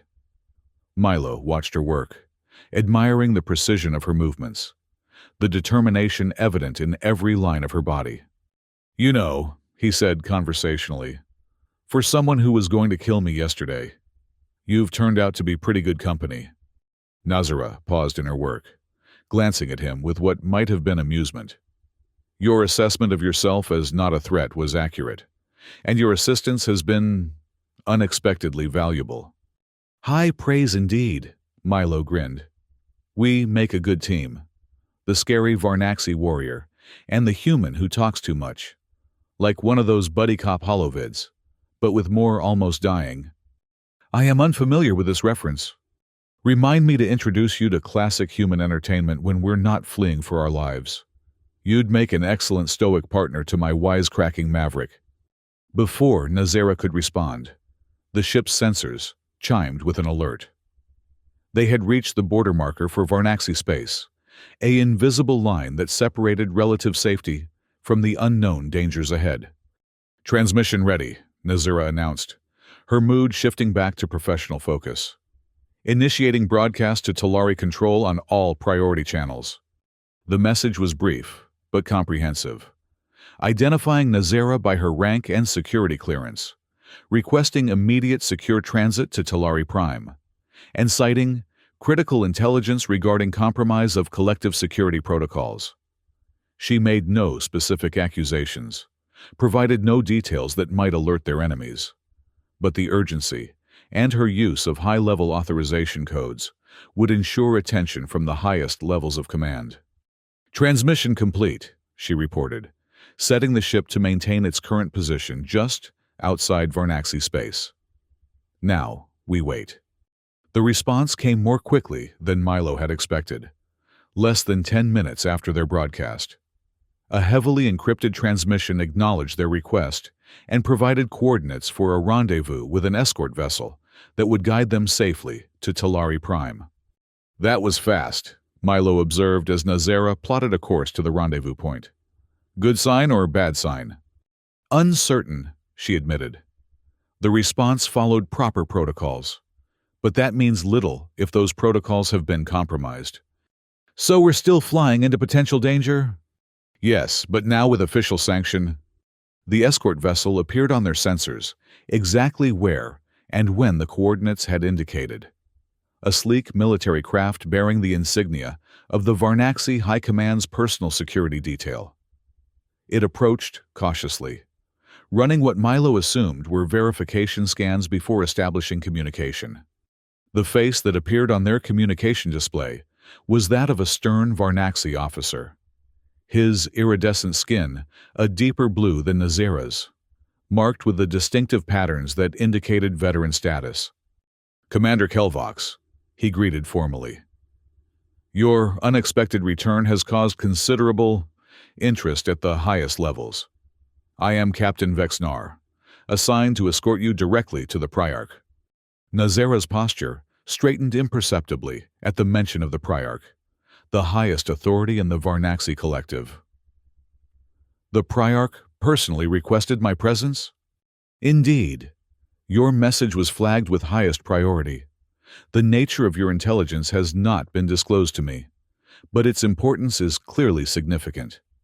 Milo noticed a subtle tension in Nazera's movements as she acknowledged the captain's instructions and prepared to follow the escort vessel. When the communication ended, he leaned closer to her, keeping his voice low despite the fact that they were alone. "Something's wrong," he observed. "What is it?" "The Priarch never personally involves himself in intelligence matters," Nazera explained quietly. "Such communications would go through the Security Council first, then to the High Command, before ever reaching his attention.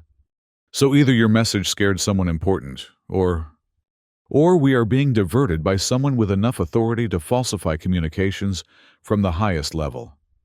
Nazera finished grimly. "What do we do? Run!" Nazera considered this for a moment, then shook her head. "No, we proceed, but with caution. If this is legitimate, running would mark us as enemies.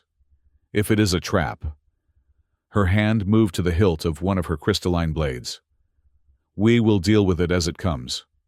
The journey to Talari Prime took just under 3 hours, during which the escort vessel maintained a constant position ahead of them, occasionally transmitting course corrections or security verification requests. Milo used the time to prepare himself mentally for whatever awaited them. Diplomatic protocols if they were indeed meeting with legitimate authorities, or potential combat if their reception proved hostile. Talari Prime itself was breathtaking, a world of crystalline spires and vast, geometrically perfect cities that reflected the natural precision of Varnaxi culture. Even from orbit, the planet radiated an otherworldly beauty that made Milo understand why the Varnaxi were so protective of their homeworld. Their escort guided them to a landing platform attached to what appeared to be a governmental complex, a massive structure of interconnected towers that dominated the capital city's skyline. As they touched down, Milo noted the presence of armed guards forming a perimeter around the platform. "Welcoming committee or firing squad?" he murmured as they prepared to disembark. "Both. Potentially," Nazera replied, checking her weapons discreetly. "Follow my lead. Speak only when directly addressed. The Varnaxi value precision and respect for hierarchy." So the opposite of my entire personality. Got it. The ship's ramp extended, and they descended onto the platform. The air of Talari Prime was sweeter than Milo had expected, with subtle floral notes that reminded him oddly of Earth's spring blossoms. The gravity was slightly lighter than human standard, giving each step a subtle buoyancy that would take getting used to. Captain Vexnar awaited them at the base of the ramp, flanked by 4 guards in ceremonial armor that nevertheless bristled with concealed weaponry. "Commander Kelvox," he greeted formally, then turned a questioning gaze to Milo. "Your human companion was not mentioned in your transmission." "He is a key witness to the events I must report," Nazera replied smoothly.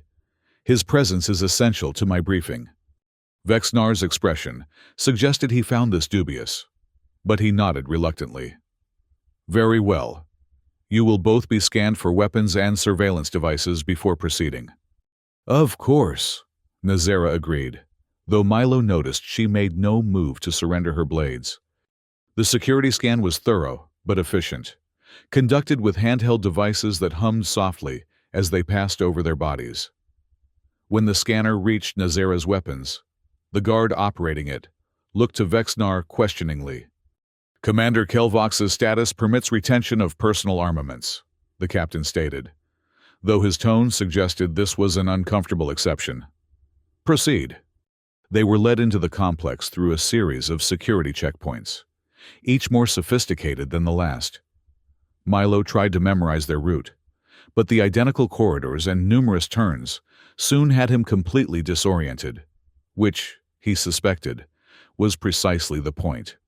Finally, they were ushered into what appeared to be a waiting area, a sparse chamber with seating designed for Varnaxi physiology and walls of a material that seemed to shift subtly in color as Milo watched. The Priarch will receive you shortly, Vexanar informed them. Please remain here. He exited, leaving 2 guards positioned at the door. Once they were relatively alone, Milo moved closer to Nazera, keeping his voice low. Not exactly the warm welcome I was expecting for a returning hero. The procedures are standard for high-security meetings, she replied quietly. But there are inconsistencies. Such as? The guards' insignias do not match their unit designations. The security protocols skipped several mandatory verification steps, and Captain Vexnar's behavior suggests he is following unusual orders. So definitely a trap, then. Most likely, but sprung by whom, and to what purpose, remains to be seen. They didn't have long to wait. Less than 10 minutes after being left in the waiting area, the door reopened to admit a Varnaxi of imposing stature, clad in the elaborate ceremonial robes of high office. His skin bore the complex patterns of great age and status, shifting between deep violet and midnight blue as he moved. The guards snapped to attention, performing a formal salute that involved crossing their arms over their chests in a precise motion. Priarch Zexkor, one announced, Supreme Leader of the Varnaxi Collective. Nazera immediately dropped to one knee in the traditional Varnaxi gesture of respect to their highest leader. After a moment's hesitation, Milo followed suit, though less gracefully. Rise, Commander Kelvox, the Priarch said, his voice rich and resonant. And your companion. As they stood, Milo studied the Varnaxi leader carefully. There was something in his bearing that reminded him of the scientists at the research station, a subtle stiffness to his movements, a strange fixity to his gaze. Warning bells rang in Milo's mind, but he kept his expression neutral. Priarch, Nazera greeted formally. I bring information of critical importance regarding a threat to the collective. So your message indicated, the Priarch replied, gesturing for them to follow him into an adjoining chamber, a spacious office dominated by a crystalline desk and viewports that offered a spectacular vista of the capital city. You may speak freely here. This room is secured against all forms of surveillance. The door closed behind them, the guards remaining outside. Milo noticed that Captain Vexnar had not accompanied them into the private meeting, another deviation from protocol, he suspected. Nazera began her report, presenting the events at the research station with military precision. The discovery of the controlled Varnaxi scientists, the whisper light signal, the subsequent attack by combat drones, and their encounter with the pursuit craft. She omitted some details, Milo noted, particularly those related to how they had countered the control signal. The Priarch listened impassively, his expression revealing nothing. When Nazera finished, he remained silent for several long moments, his gaze shifting between her and Milo. A concerning report, he said finally. If accurate, it suggests a serious breach of our most secure protocols. The implications are troubling. Yes, Priarch, Nazera agreed. I believe elements within our own hierarchy may be compromised. The technology was too classified, too carefully guarded, for its existence to be known to outsiders. A reasonable conclusion. The Priarch nodded slowly. And what of your human companion? What is his role in this matter? Before Nazera could answer, Milo spoke up directly. I was the maintenance engineer at the research station. I survived the explosion, witnessed the effects of the control signal, and helped Commander Kelvox escape the drones, sent to eliminate any survivors. The Priarch's eyes fixed on Milo with an intensity that was almost physical. Interesting. A human with knowledge of our most classified technologies. That presents certain complications. Something in his tone sent a chill down Milo's spine.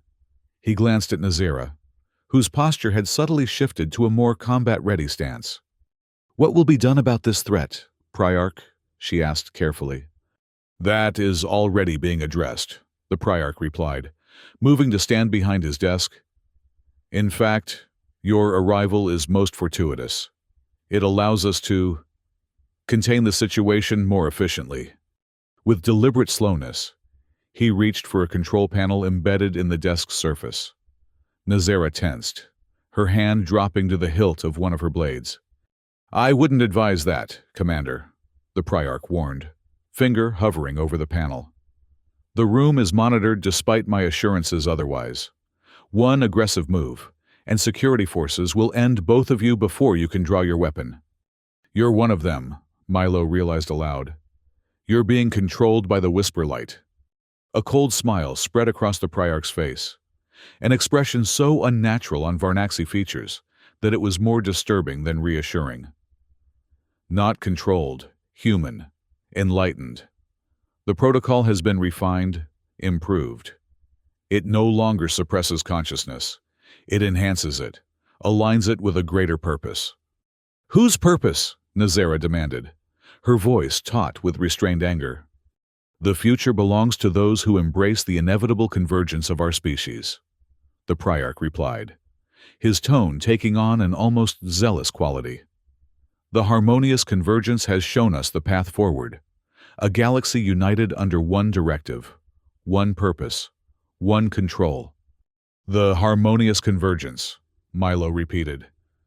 That's who you're working for? Some kind of cult? Not a cult, the Priarch corrected sharply. A movement, a destiny, humans, Varnaxi, and a dozen other species, all united by the gift of the Whisper Light. No more conflict, no more wasteful competition, perfect harmony through perfect control. You speak heresy against the collective, Nazera stated, her voice cold with contempt. The Varnaxi would never surrender their autonomy to such a perversion of our technology.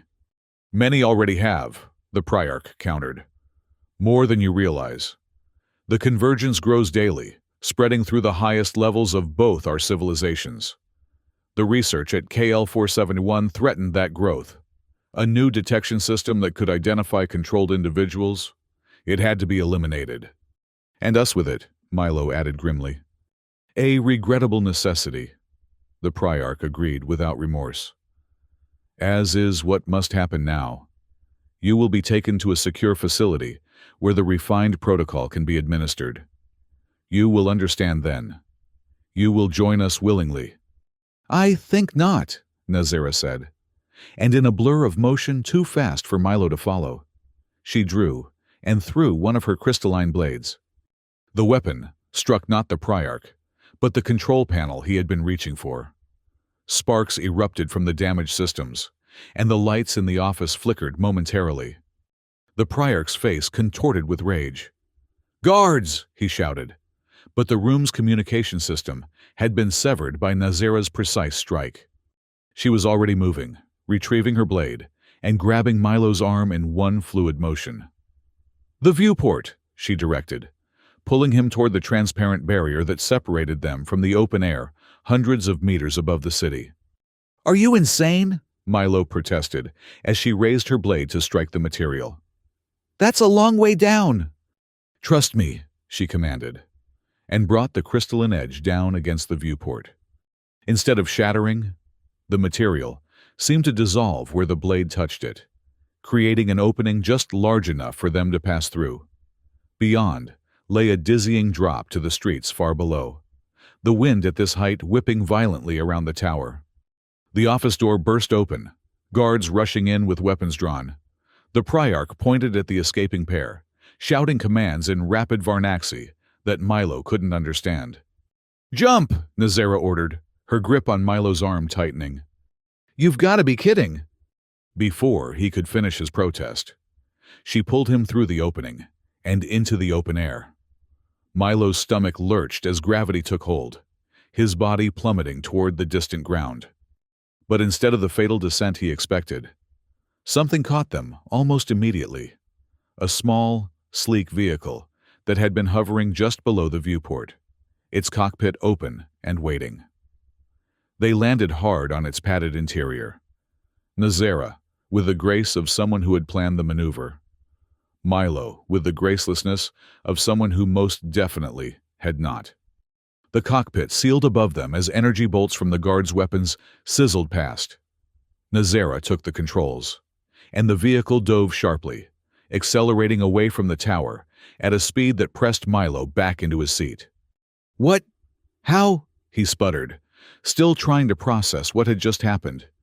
"Contingency plan," Nazera explained tersely, guiding the vehicle into a complex series of evasive maneuvers as pursuit craft began to launch from the tower behind them.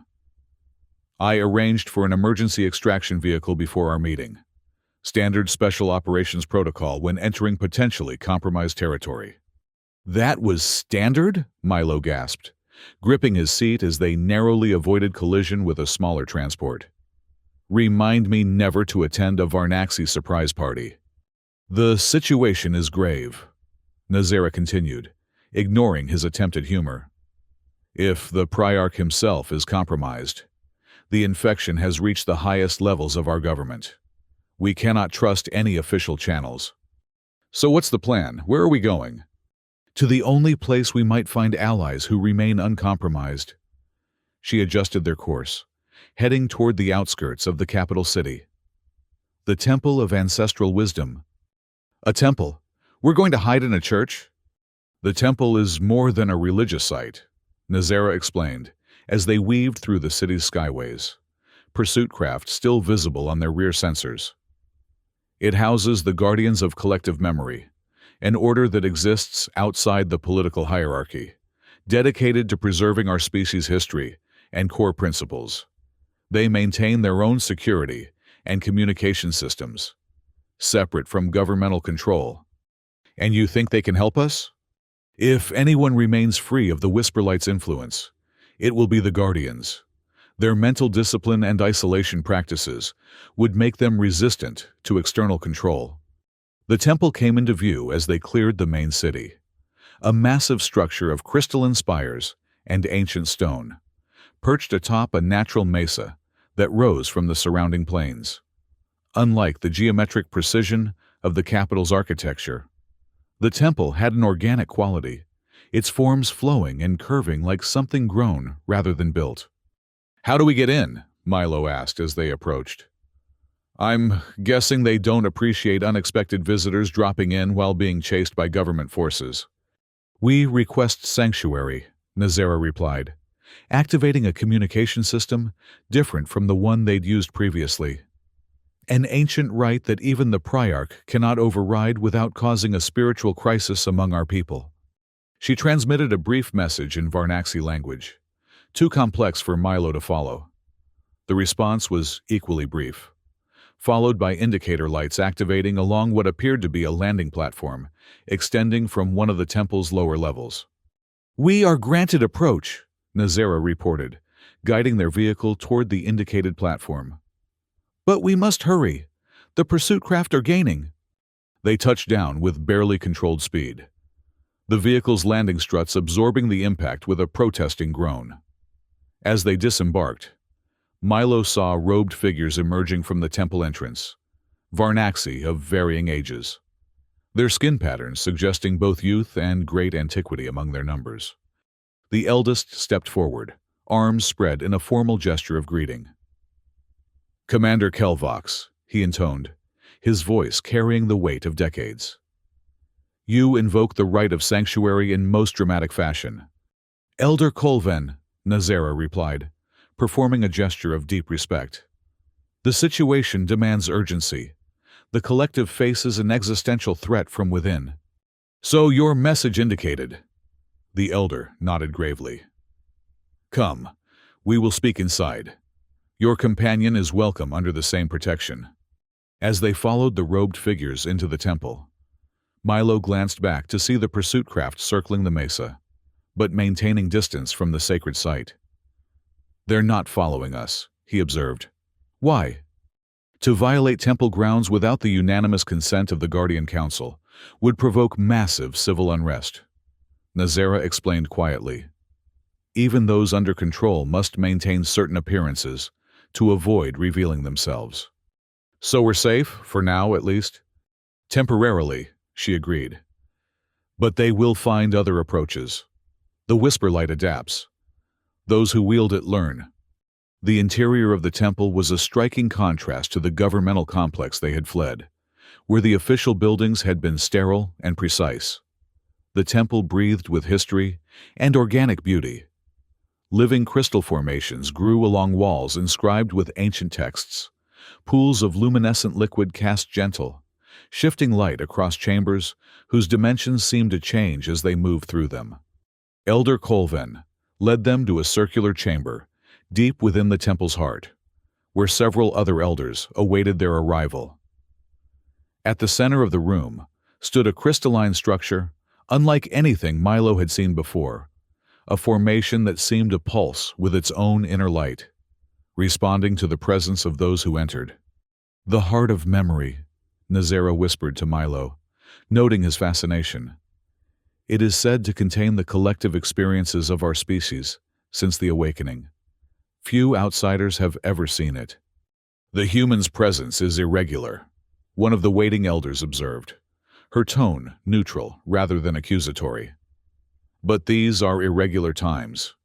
"Indeed they are. Elder Vextel," Colven agreed.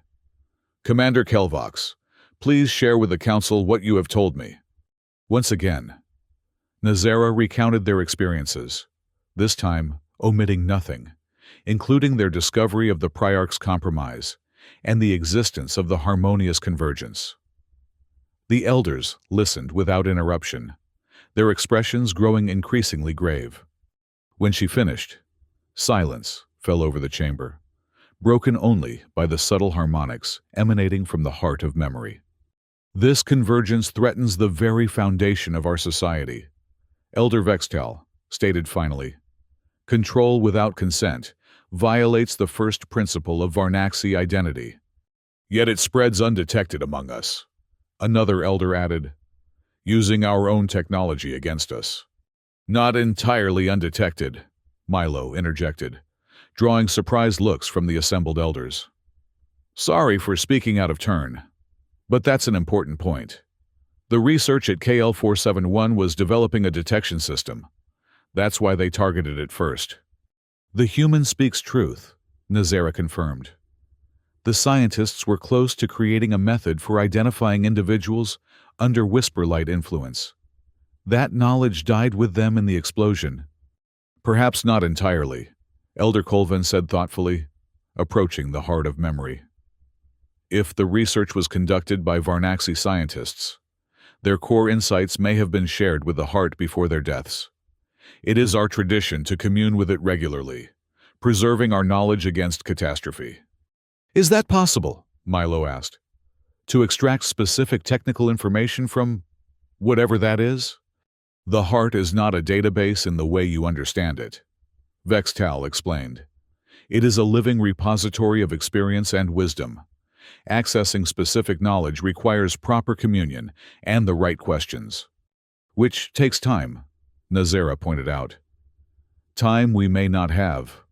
The Priarch knows we have sought sanctuary here.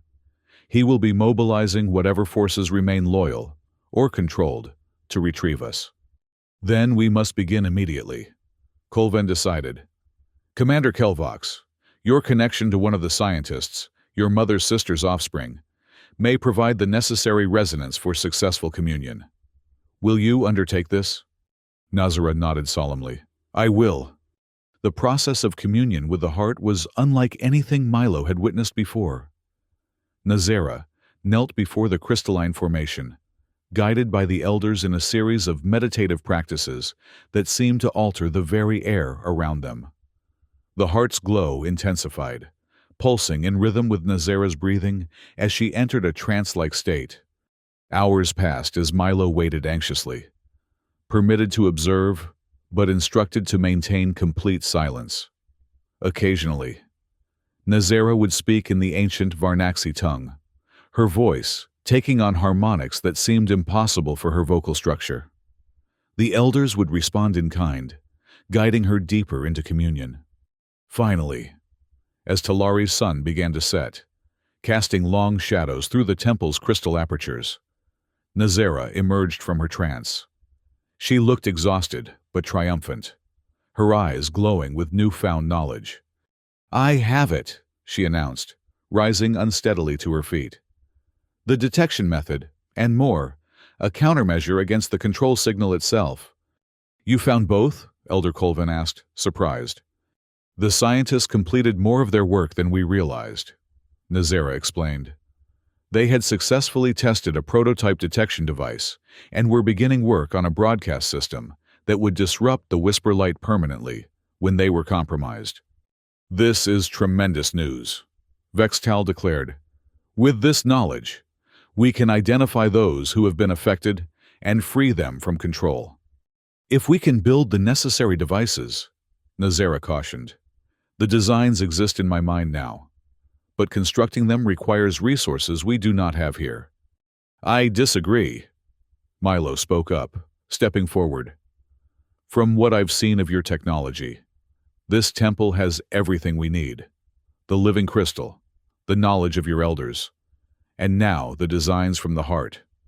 Between my engineering skills and your understanding of the technology, we could build a prototype right here. The elders exchanged glances, a silent communication passing between them.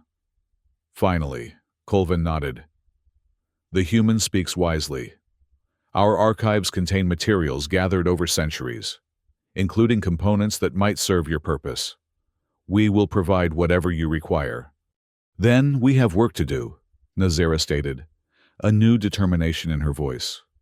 Milo, I will need your expertise in power distribution and signal amplification. At your service, he replied with a grin. Just like old times, except instead of blowing up a station, we're saving a civilization. No pressure. The work proceeded through the night and into the following day.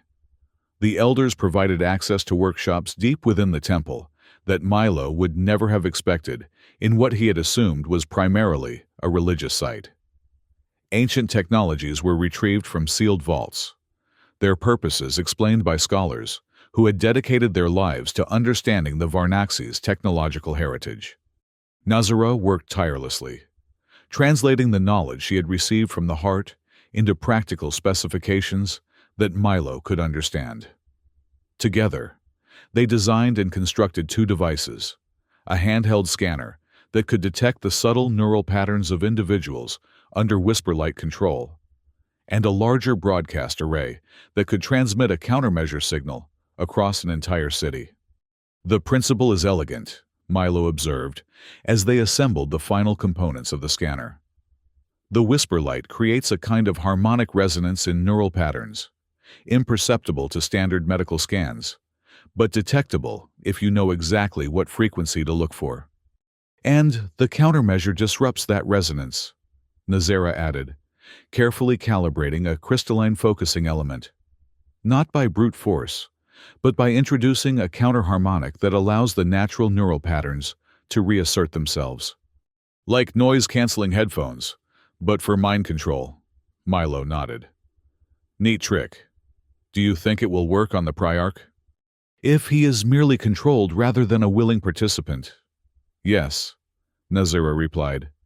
But I suspect some within the Convergence have embraced its philosophy willingly, without needing the Whisperlight's influence. True believers, Milo sighed. Those are always the tricky ones. By midday, the scanner was complete, a compact device that hummed with potential as Nazera activated it for the first time. The elders volunteered to be scanned, confirming that none showed signs of Whisperlight influence. The broadcast array will take longer, Milo reported to the assembled council. We need to integrate it with the temple's existing communication system to achieve the range we need. That presents a problem, Elder Vextal pointed out. Our communications are deliberately isolated from the governmental networks to preserve our independence. To achieve citywide coverage, we would need to access one of the main broadcast nodes, which are all under the Priarch's control. Nazara finished grimly. A direct approach would be detected and stopped before we could activate the countermeasure. So we need a distraction, Milo suggested. Something big enough to divide their attention while we access a broadcast node. Or, Elder Colven interjected thoughtfully, we could use their own tactics against them. All eyes turned to the ancient Varnaxi, who smiled with surprising mischief for one of his years. The Convergence believes in control through the Whisperlight. They would not expect us to use a more traditional form of influence. What do you propose, Elder? Nazera asked. A truth revelation, Colven stated simply. Broadcast to all Varnaxi simultaneously, revealing the Convergence's manipulation and the Priarch's compromise. Not through technology, but through the ancient right of the Guardians to speak directly to our people in times of existential crisis. They would try to block such a transmission, Vexital objected. They would fail, Colven countered confidently. The protocols for truth revelation are hardwired into every communication system on Talari Prime. To block them would require dismantling our entire infrastructure, something they cannot do without revealing their hand completely. And while they scramble to respond to the revelation, Milo realized, following the Elder's thinking, we use the confusion to access a broadcast node and activate the countermeasure. Precisely, Colven confirmed. A two-pronged approach, first truth, then liberation. The plan took shape rapidly after that. The Elders would prepare and deliver the truth revelation, timed to coincide with the completion of the broadcast array. Nazera and Milo would infiltrate one of the secondary broadcast nodes, located near the temple, using the scanner to identify compromised individuals and avoid them where possible. There's just one problem, Milo pointed out as they finalized the preparations. How do we get from the temple to the broadcast node? The moment we leave Sanctuary, they'll be on us. I have considered this, Elder Colven said. Beneath the temple lies an ancient network of passages, what you might call catacombs, where our ancestors meditated in isolation. Some of these passages extend beyond the temple grounds, created in an age before our current boundaries were established. Secret tunnels, Milo translated, unable to suppress a grin. Now we're talking. The passages were accessed through a ceremonial chamber deep beneath the temple's main structure. Ancient mechanisms operated by the Elders revealed a narrow stairway descending into darkness, illuminated only by bioluminescent fungi that clung to the walls in intricate patterns. These ways have not been walked in generations, Colven informed them as they prepared to descend. The maps we provide are from our oldest archives. They may not account for natural changes over time. We'll manage, Nazera assured him, checking her weapons one final time. When will the truth revelation begin? 2 hours from now, as the second sun begins to set, the Elder replied. That gives you time to navigate the passages and reach your position. The broadcast node is here. He indicated a point on the ancient map. Approximately 1 kilometer from where the passage emerges. That's cutting it close, Milo observed, studying the map. Especially if we encounter any complications. You have demonstrated remarkable resourcefulness thus far, Colven said, with what might have been a smile. I have faith that you will overcome whatever obstacles arise. With final preparations complete, Nazera and Milo began their descent into the ancient passages, carrying the completed scanner and the components for the broadcast array in specialized containers provided by the temple craftsmen. The air grew cooler as they descended, carrying the mineral scent of undisturbed stone and the subtle sweetness of the luminescent fungi. "So," Milo said as they reached the bottom of the stairway and began following the main passage, "this is either going to be the heroic climax of our adventure or a spectacular failure that ends with us mind-controlled or dead. Possibly both." "Your capacity for optimism continues to surprise me," Nazera remarked dryly. "Hey, I'm still here, aren't I? After being blown up, chased by drones, hunted across space, and jumping out a skyscraper window. At this point, I'm playing with house money." Nazera glanced at him, head tilted in that distinctly Varnaxi expression of confusion. "This idiom is unfamiliar. It means I've already survived more than I had any right to expect," Milo explained. "Everything from here on out is bonus life." "An interesting perspective," she acknowledged. "Among my people, survival is expected. It is what you accomplish with your survival that determines your worth. And what will this accomplish if we succeed? Besides, saving your civilization and possibly mine too." Nazera was silent for several steps before answering. "It will restore choice, the most fundamental right of any sentient being." "Including yours?" Milo asked quietly. "You were pretty dedicated to your mission when we first met, ready to eliminate threats without question." "I chose that path," she replied firmly. "I believed in its necessity, but I also chose to listen when you spoke, to consider alternatives, to adapt my understanding as new information became available." "Like when I called you beautiful," Milo said, unable to resist referencing the moment that had changed everything between them. To his surprise, Nazera didn't dismiss the comment or change the subject. "That was unexpected," she admitted. "No one had ever described me in such terms before. It created a moment of cognitive dissonance that allowed me to see beyond my immediate directive." "Well, for what it's worth, I meant it," Milo said, finding himself suddenly nervous. "You are beautiful. Terrifying sometimes, but definitely beautiful." Nazera's pace slowed slightly, though her expression remained unreadable in the dim light of the passage. "Your species and mine have different aesthetic standards." "Beauty transcends species," Milo countered. "It's about harmony, precision, grace, all things you have in abundance." "This conversation is tactically irrelevant to our mission," Nazera pointed out.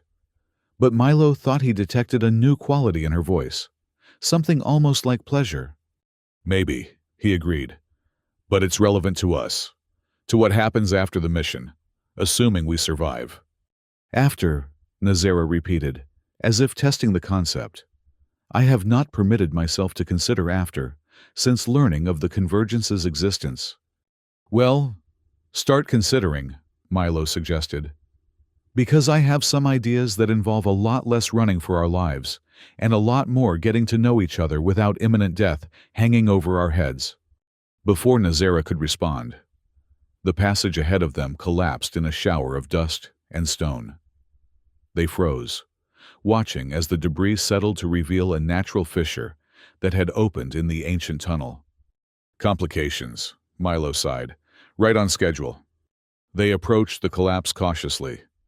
The fissure was too narrow for them to pass through with their equipment, and too unstable to risk widening. "The map shows no alternative routes in this section," Nazera observed, consulting the ancient document. "We must find another way." Milo examined the walls around them, noting the patterns of the luminescent fungi. "These grow toward sources of moisture and air," he said, tracing a particularly dense cluster that extended up the wall toward a barely visible crack in the ceiling. "Which means there might be another passage above us." Working together, they created a makeshift climbing route using the natural features of the tunnel wall. Nazera ascended first, her greater height and strength allowing her to reach the crack and widen it enough for investigation. "There is another tunnel above," she confirmed, voice echoing slightly. "It appears to run parallel to this one." "Can we get through with the equipment?" "It will be tight, but possible. I will secure a line." Using a thin, but remarkably strong cord from her equipment, Nazera created a way for Milo to climb up after her, followed by their precious cargo. The upper tunnel was smaller than the main passage, forcing them to proceed in a half-crouch, but it was stable and headed in the right direction. "How much time do we have?" Milo asked, as they resumed their journey. "Approximately 70 minutes until the truth revelation begins," Nazera calculated.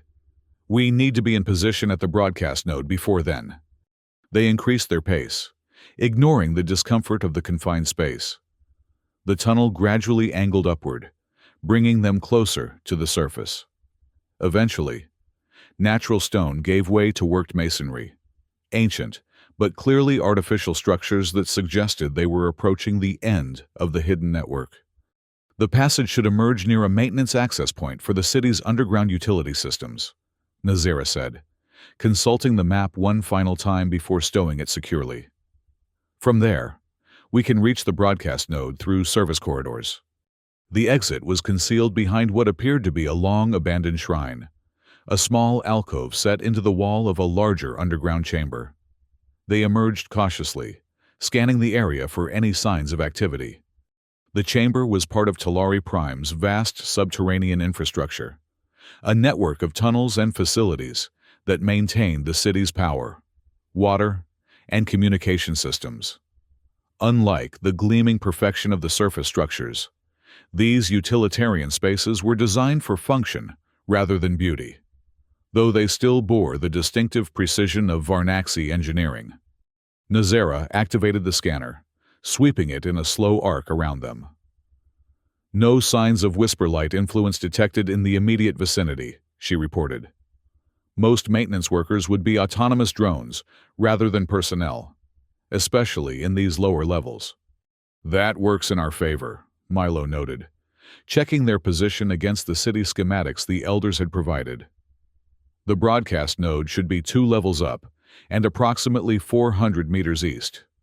They moved through the maintenance tunnels with practiced stealth, Nazera leading with the scanner, Milo following with the components for the broadcast array. They encountered several maintenance drones, but the machines were programmed to ignore anything that didn't interfere with their tasks, allowing the pair to pass unnoticed. As they ascended toward the broadcast node, however, the scanner began to register intermittent signals, weak but distinct indicators of whisper light influence. "We're getting closer to controlled personnel," Nazera warned, adjusting the scanner's sensitivity. "The broadcast node itself is likely to be guarded." "How many are we talking about?" The scanner shows 3 distinct signatures within the node facility, possibly more beyond its current range. 3 we can handle, Milo said with more confidence than he felt. "Right?" "It depends on their capabilities and alertness," Nazera replied pragmatically. "But yes, 3 should be manageable with proper approach."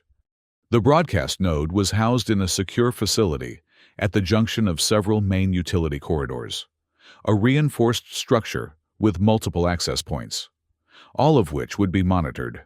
Rather than approaching directly, they positioned themselves in a maintenance alcove with line of sight to the main entrance, observing the security patterns.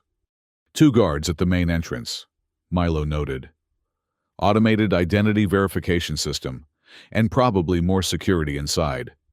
"The 3rd signature is moving within the facility," Nazera added, monitoring the scanner. "Likely a technician or supervisor."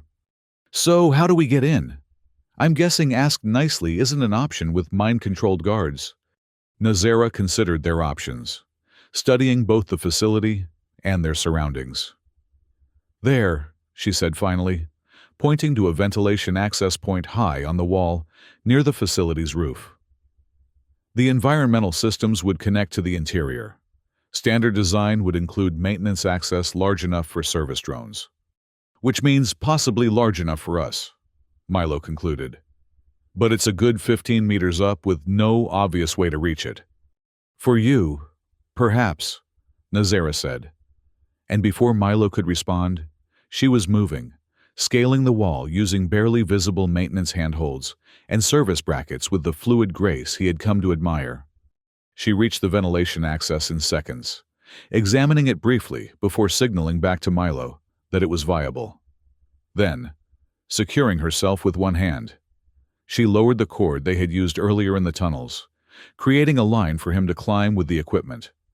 The climb was less elegant than Nazara's ascent, but Milo managed it without dropping anything critical. The ventilation access proved to be exactly as Nazara had predicted, a maintenance port large enough for service drones, secured with a standard locking mechanism that she bypassed with practiced ease. 37 minutes until the truth revelation, she whispered, as they slipped into the ventilation system.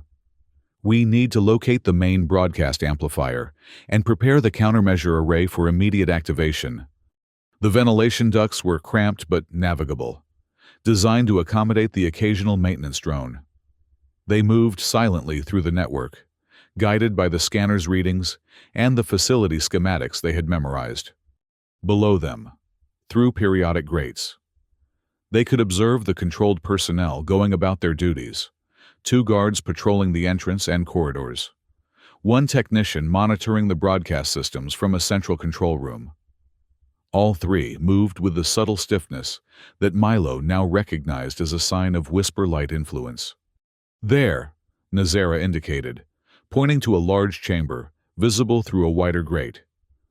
The primary amplifier array. That's where we need to install the countermeasure.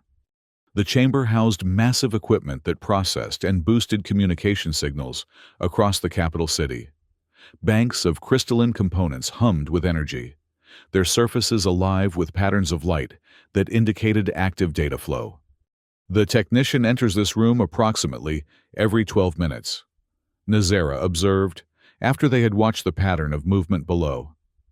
That gives us a narrow window to access the amplifier and install our device. And if we're caught in the act, Milo asked. Nazara's hand moved to one of her blades. Then we improvise.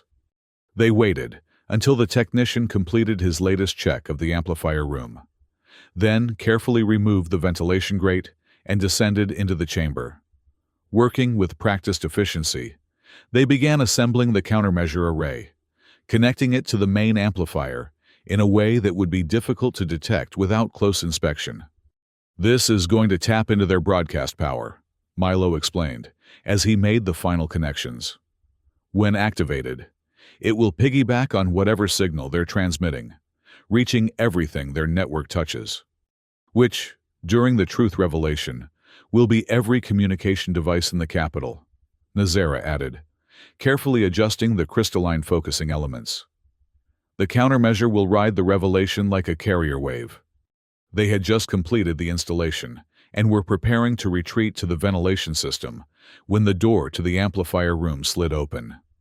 The technician entered, earlier than expected, moving directly to the control panel nearest their position.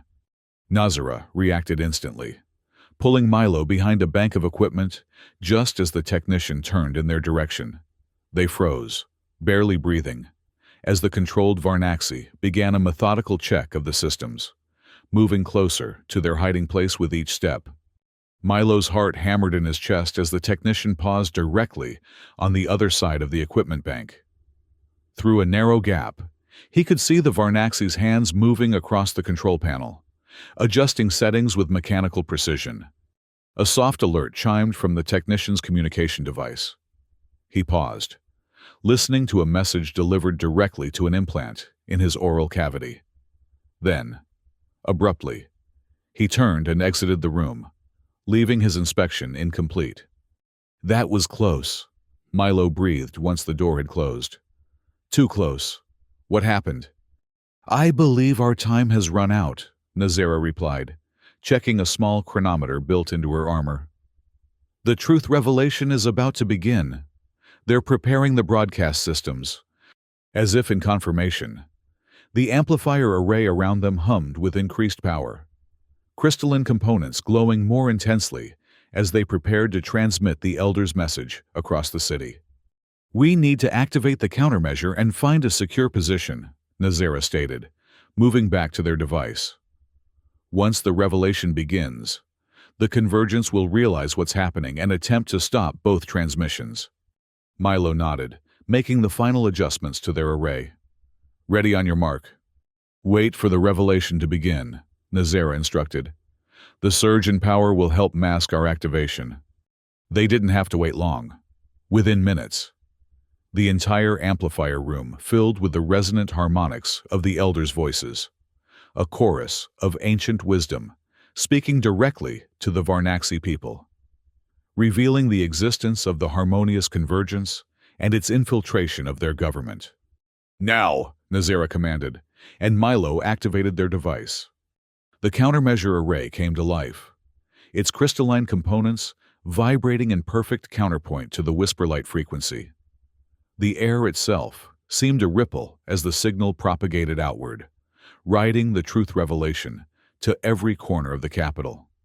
"It's working," Milo confirmed, checking the diagnostic panel they had built into the device. Signal strength at 97%, coverage expanding across all broadcast sectors.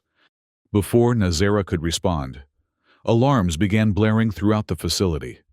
The door to the amplifier room slammed open, and both guards rushed in, weapons drawn, behind them. The technician stood in the doorway, his expression a mixture of confusion and alarm, the whisper light control clearly disrupted by their countermeasure. The guards, however, seemed unaffected. They spotted Milo and Nazera immediately, raising their weapons to fire. Nazera moved with impossible speed, drawing both blades and intercepting the first guard before his weapon could discharge. Her crystalline swords flashed in the amplifier room's blue light, striking with precision rather than lethal force, disabling the guard's weapon and sending him sprawling with a calculated blow to his center of mass. The second guard managed to fire once, the energy bolt sizzling past Milo's ear close enough that he felt its heat. Before the guard could fire again, Milo grabbed a loose component from a nearby workbench and hurled it with desperate accuracy. The improvised projectile struck the guard's arm, disrupting his aim long enough for Nazera to close the distance and neutralize him as well. The technician remained in the doorway, weapon drawn but not fired. His eyes, previously dull with the effect of the whisper light, now showed awareness and confusion. What is happening?" he asked, voice unsteady. "Why am I here? The last thing I remember." "You've been under control," Nazera explained quickly. "The whisper light protocol. Our countermeasure has freed you." "The Priarch," the technician said, memories returning. "He summoned me to his chamber. There was a device, a tone that made my thoughts fuzzy." "The same is happening across the city," Milo told him, checking their array's diagnostic panel. "Everyone under whisper light control is waking up right now, including, hopefully, your Priarch." A new alarm suddenly sounded, different from the security alert, more urgent and pervasive. The facility's main communication panel flashed with emergency protocols being activated throughout the government district. "What's happening?" Milo asked, moving to examine the display. "Military alert," the technician explained, still disoriented but professional training reasserting itself. "Highest level, the kind only issued in case of..." He paused, eyes widening. "Planetary invasion. The Convergence isn't just on Talari Prime." Nazera realized, a new urgency in her voice. "They have ships, forces positioned nearby. They're calling in reinforcements now that their covert control is exposed." "We need to get back to the temple," Milo decided. "Bring the scanner and any portable components from the array. If there's going to be a fight for the planet, the Elders need to know what they're facing." They quickly salvaged what they could from their countermeasure device, leaving the core components integrated with the broadcast amplifier to continue disrupting any whisper light signals across the city. The technician, now fully aware of his situation, provided them with a security clearance to move through the facility without triggering additional alarms. "Take the emergency transport in the lower bay," he suggested, as they prepared to leave. "It will get you back to the temple faster than going on foot, especially with the city in chaos." Outside the broadcast facility, Talari Prime was indeed descending into controlled chaos. The truth revelation had reached every corner of the capital, and the countermeasure had freed thousands from whisper-like control. Those who had been manipulated were disoriented, confused about actions they had taken while under influence. Those who had never been controlled were responding with alarm to the revelation of infiltration at the highest levels of government. The emergency transport, a sleek, open vehicle designed for rapid movement through the city's transit corridors, carried them swiftly toward the temple. As they traveled, they could see military vessels launching from bases around the capital, responding to the invasion alert. "This is more than just a few ships," Nazera observed grimly, watching the defensive preparations unfold. "The Convergence must have been preparing this for months, possibly years, positioning forces while infiltrating our leadership." "A two-pronged attack," Milo nodded. "Subvert from within, then conquer from without when resistance is weakened." "The question is who leads them," Nazera said.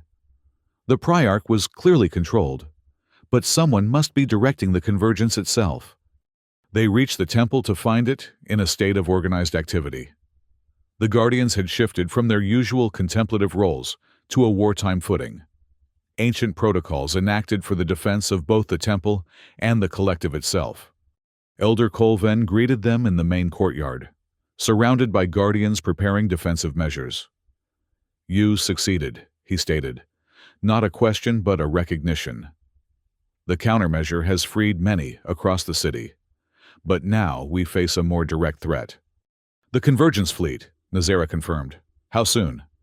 "Our sensors detect multiple vessels emerging from hyperspace at the edge of the system," the Elder replied.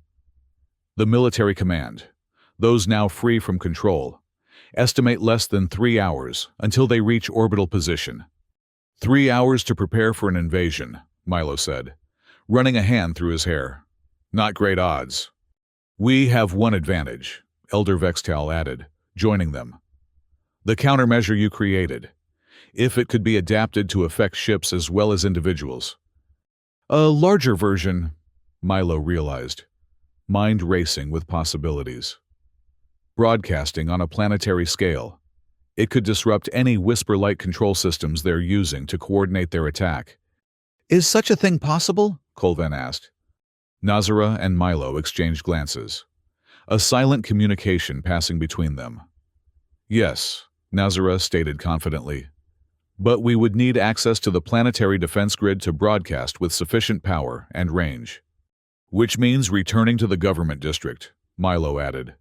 "Specifically, the Central Defense Command, assuming it's still under Varnaxi control and not Convergence.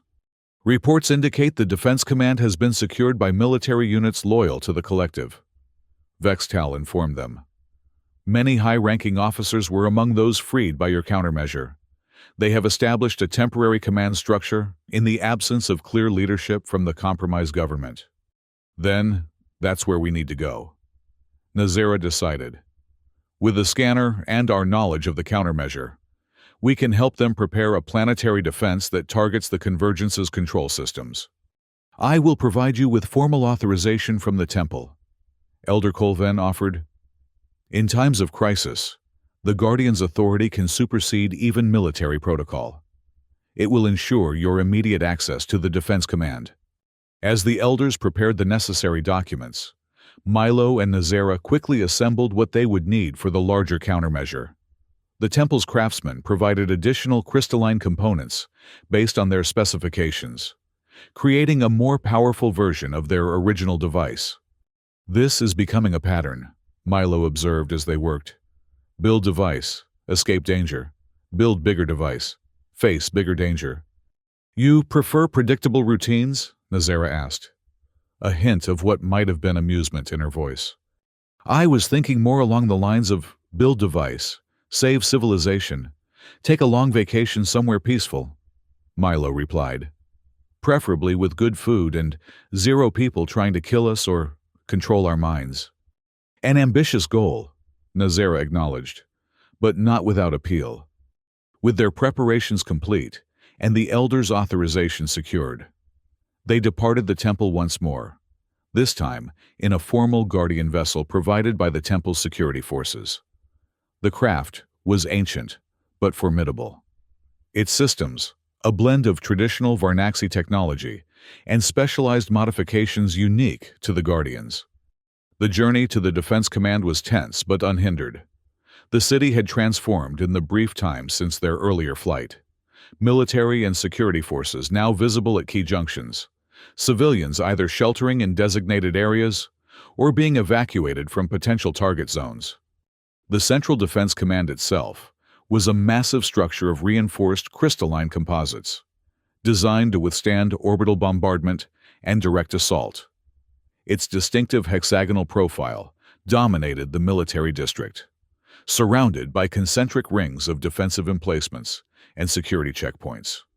Their guardian vessel was granted immediate clearance upon transmitting the Elder's authorization, escorted to a secure landing platform where a delegation of military officers awaited their arrival. Commander Kelvox, the ranking officer greeted formally as they disembarked. I am General Zarven, acting commander of planetary defenses. Your countermeasure freed me and most of my senior staff from Whisper Light Control approximately 72 minutes ago. General, Nazera acknowledged with equal formality. This is Milo Reeves, human engineering specialist and co-creator of the countermeasure. We bring a potential weapon against the approaching convergence fleet. Then, you are most welcome, the general stated, gesturing for them to follow. We have established a crisis command center and are coordinating with all military assets, still under our control. Time is critical.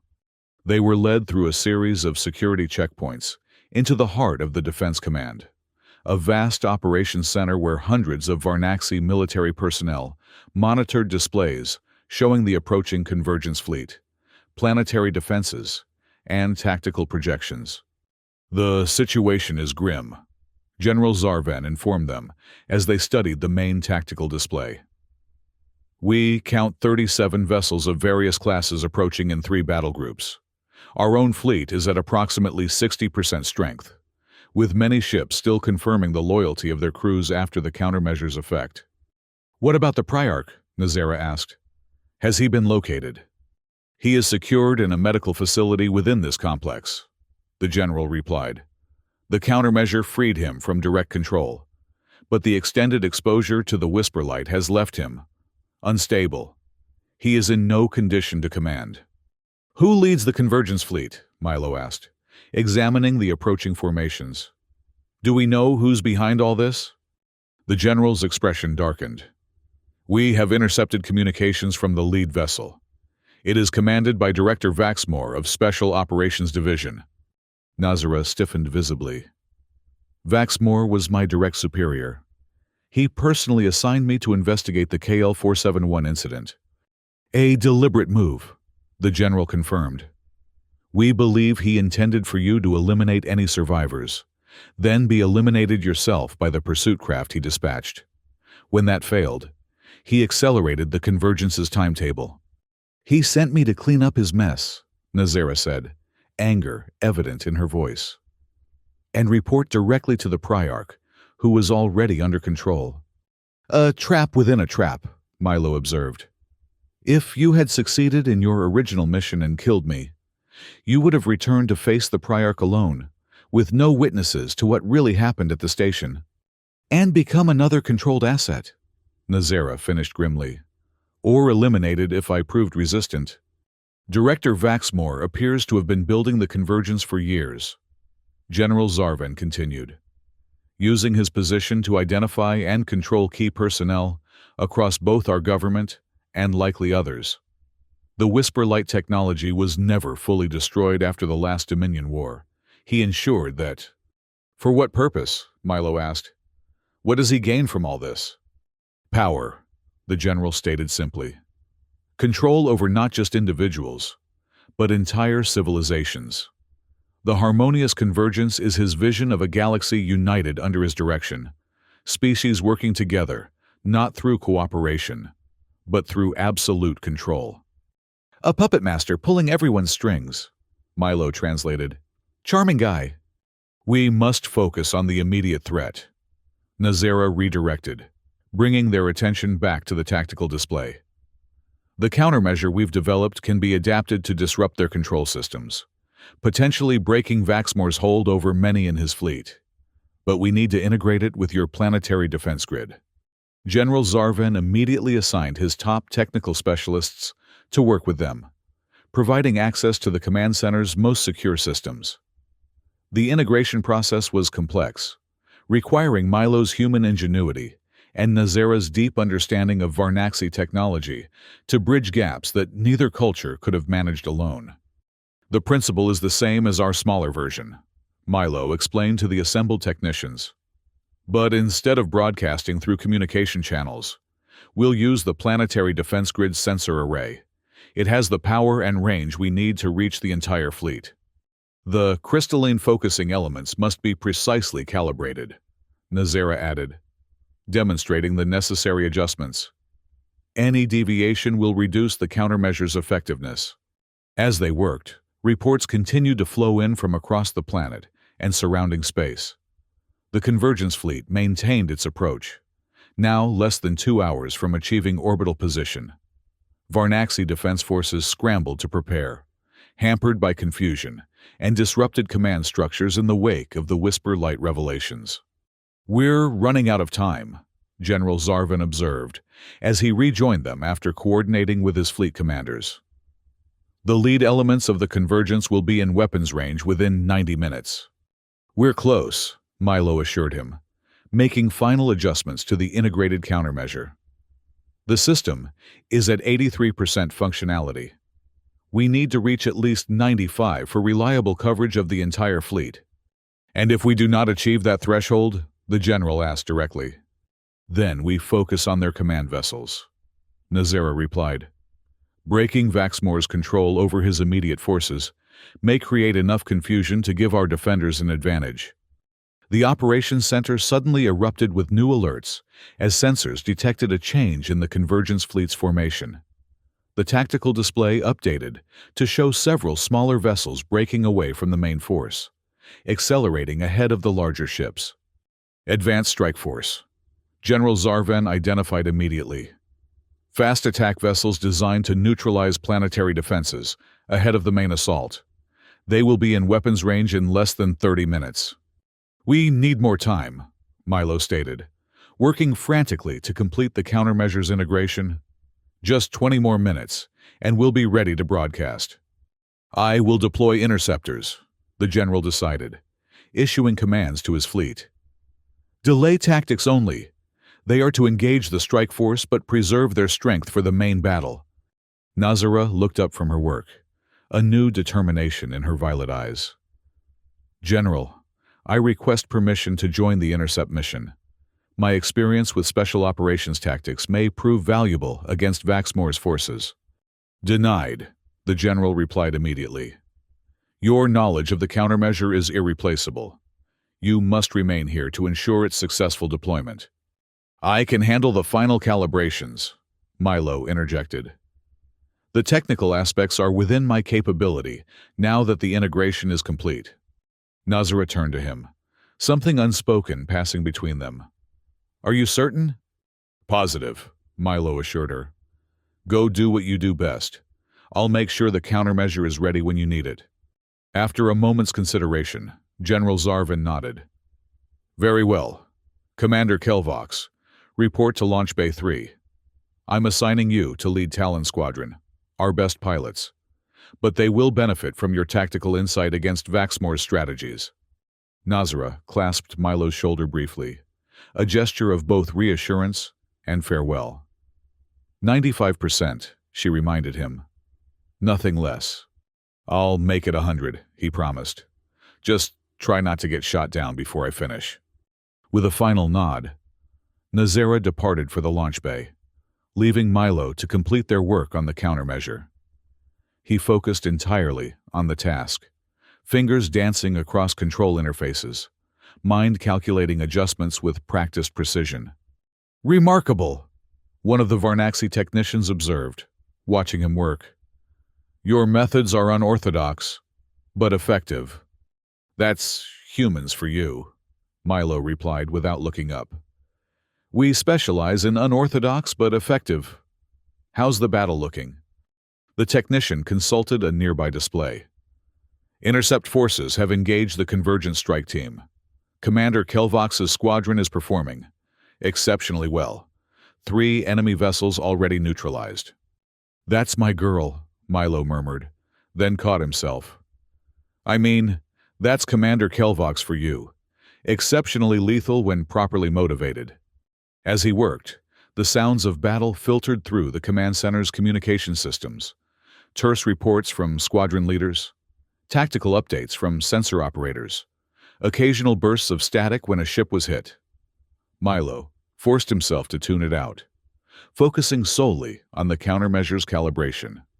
90%, he announced, after what felt like hours, but was likely only minutes. "Almost there." "The main convergence fleet has accelerated," someone reported from across the operations center. "Estimated time to weapons range, 12 minutes. Talon Squadron reports heavy resistance," another voice added.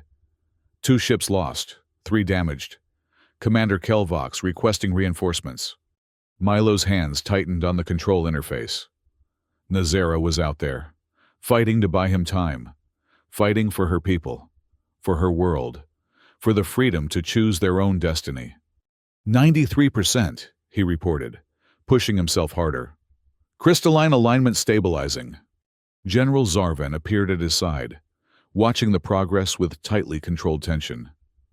"The countermeasure, when deployed, will it affect our own ships?" "No," Milo assured him. "We've tuned it specifically to the whisper light frequency. It will only disrupt control patterns, not normal neural activity or ship systems." "Convergence fleet deploying long-range weapons," a sensor operator called out. "Orbital defense platforms in range. Impact in 60 seconds. 97%, Milo announced, a surge of triumph in his voice. "We're ready, initiating planetary broadcast." The command center hummed with new energy as the countermeasure activated, drawing power from the defense grid's massive generators. On the tactical displays, a wave of energy expanded outward from Talari Prime, invisible to normal sensors, but represented as a blue sphere on the specialized monitors they had configured. "Countermeasure wave reaching intercept zone," a technician reported. "Detecting anomalies in convergence strike force operations. Several vessels showing erratic movement patterns." "It's working," Milo breathed, watching the displays. "The pilots are being freed from control." "Convergence main fleet entering countermeasure range," another operator announced. "Energy wave at full propagation." The effect on the tactical displays was immediate and dramatic. Throughout the convergence fleet, ships began breaking formation, some drifting aimlessly, others executing abrupt course changes that took them away from their battle groups. Communication channels erupted with confused transmissions as crew members suddenly freed from whisper light. Control tried to understand their situation. "Flagship maintaining course," General Zarvan observed, pointing to the largest vessel at the center of the disrupted formation. "Vaxmore's ship appears unaffected. He would have protected himself and his key personnel," Milo reasoned. "Probably using countermeasures of his own against the whisper light. Can't risk being controlled by someone else when you're the one pulling all the strings." "Commander Kelvox is redirecting her squadron to engage the flagship," a communications officer reported. "She requests all available support."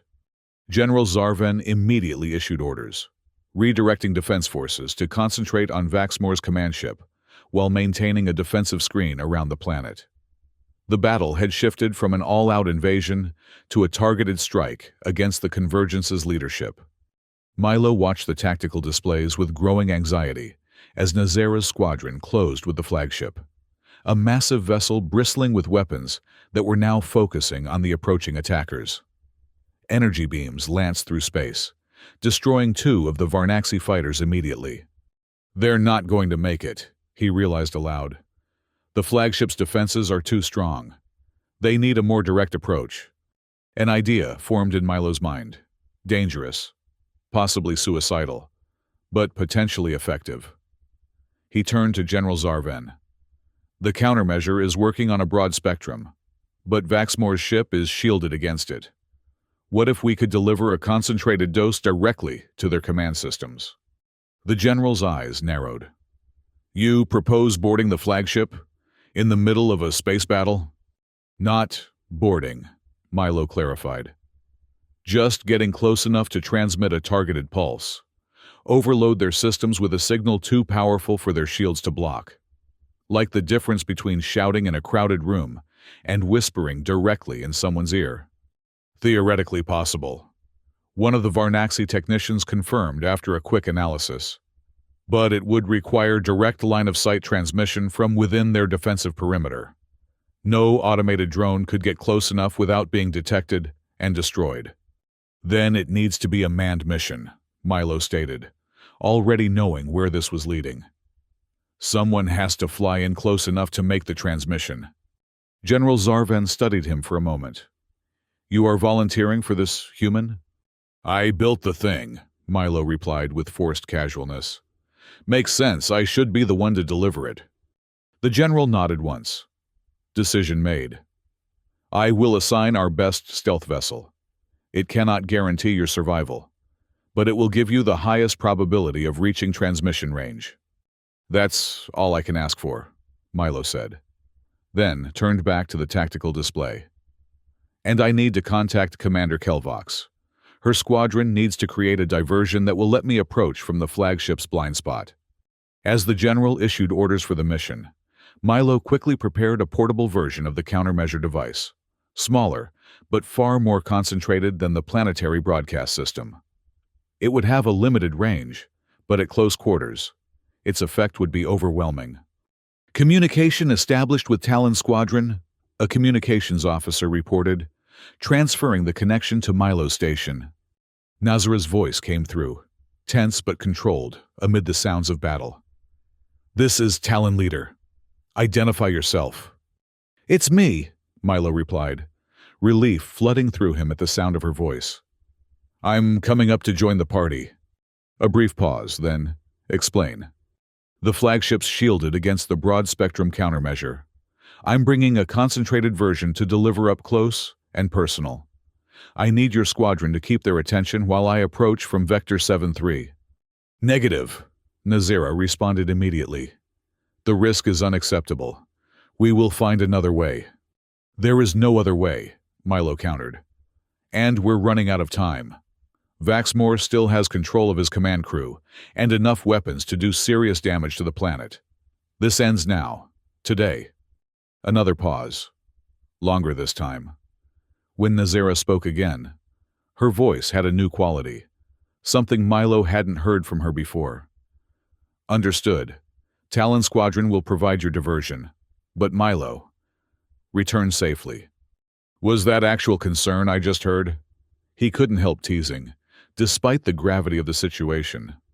"It would be inefficient to train another human to work with me," she replied. But there was something almost like humor in her tone. "Talon Squadron moving to engage. Approach on my mark." The stealth vessel assigned to Milo was waiting in the launch bay when he arrived. A sleek, angular craft barely large enough for a single pilot. Its surface seemed to absorb light rather than reflect it, making it difficult to focus on directly. "Quantum phase cloaking technology," the technician explained, as Milo stowed the portable countermeasure in a secured compartment. "It bends sensor readings around the vessel rather than blocking them. Effective, but the energy requirements limit operational time to approximately 12 minutes. "Should be enough," Milo said, settling into the pilot's seat. The controls were Varnaxi design, but had been hastily modified with human-readable interfaces. "If I can't get close enough in 12 minutes, I'm probably already dead anyway." The technician offered what might have been a Varnaxi version of an encouraging nod. The vessel is calibrated for maximum stealth. Weapon systems are minimal. A single defensive pulse array only. Your primary advantage is not being detected. Got it. Sneak in. Deliver the package. Get out. No heroics. One more thing, the technician added, handing Milo a small crystalline device. Emergency translocation beacon. Last resort only. The energy signature will immediately reveal your position, but it can extract you from the vessel if capture is imminent. Milo secured the beacon to his wrist. Thanks for the ejector seat. Let's hope I don't need it. Moments later, he was launching into space, the stealth vessel responding with surprising agility to his commands. The battle spread out before him. Varnaxi defense forces engaged with what remained of the Convergence fleet. Nazera's squadron executing complex attack patterns against the flagship's forward sections. Cloaking systems engaged, Milo reported as he accelerated toward the conflict. Beginning approach run. Confirmed, came the response from Defense Command. Talon Squadron is drawing their fire. Approach vector clear. Milo guided the vessel in a wide arc that would bring him to the flagship's aft section. The massive engines and power systems that were less heavily defended than the command areas at the front. As he flew, he watched Nazera's squadron with a mixture of awe and anxiety. They fought with precision and coordination that spoke of both rigorous training and natural talent. Yet the flagship's superior firepower was taking its toll. Two more fighters disappeared in bursts of energy as he watched. Hang on, Nazera, he murmured. Just a few more minutes. The stealth technology worked exactly as promised. Despite passing directly through the outer defensive perimeter, no alarm sounded. No weapons turned in his direction. The flagship grew larger in his viewport, its massive hull now filling his view completely. I'm in position, he reported, maneuvering the vessel into a maintenance shadow near one of the larger engine housings. Preparing to transmit. He activated the portable countermeasure, its crystalline components humming to life. On his scanner, he could see the concentrated signal building, ready to be transmitted directly into the flagship's systems. Countermeasure ready, he announced. Transmitting in 3, 2. A sudden impact rocked his vessel, sending warning indicators flashing across the control panel. On his scanner, a small craft had appeared, some kind of automated defense drone that had detected his position despite the cloaking technology. I'm compromised, Milo reported tersely, trying to stabilize his vessel while the drone circled for another attack. They've got some kind of anti-cloaking technology I didn't account for. Abort mission, came the immediate response from Defense Command. Return to base. Negative, Milo replied, determination hardening his voice. I'm still in position, transmitting now. He activated the countermeasure at full power, just as the drone fired again. The energy beam grazed his vessel's hull, systems flickering under the impact. The countermeasure's signal lanced outward, penetrating the flagship's outer hull and flooding its internal systems with the disruptive pattern. For a moment, nothing seemed to happen. Then, like a wave spreading outward from where Milo's signal had struck, the flagship's external lights flickered and dimmed. Weapon systems that had been firing continuously fell silent.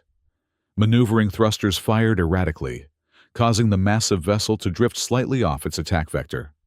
It's working! Milo exclaimed, watching the effects spread through the flagship's systems. The countermeasure is overriding their control protocols. Before he could celebrate further, his vessel rocked with another impact, the defense drone making a third attack run.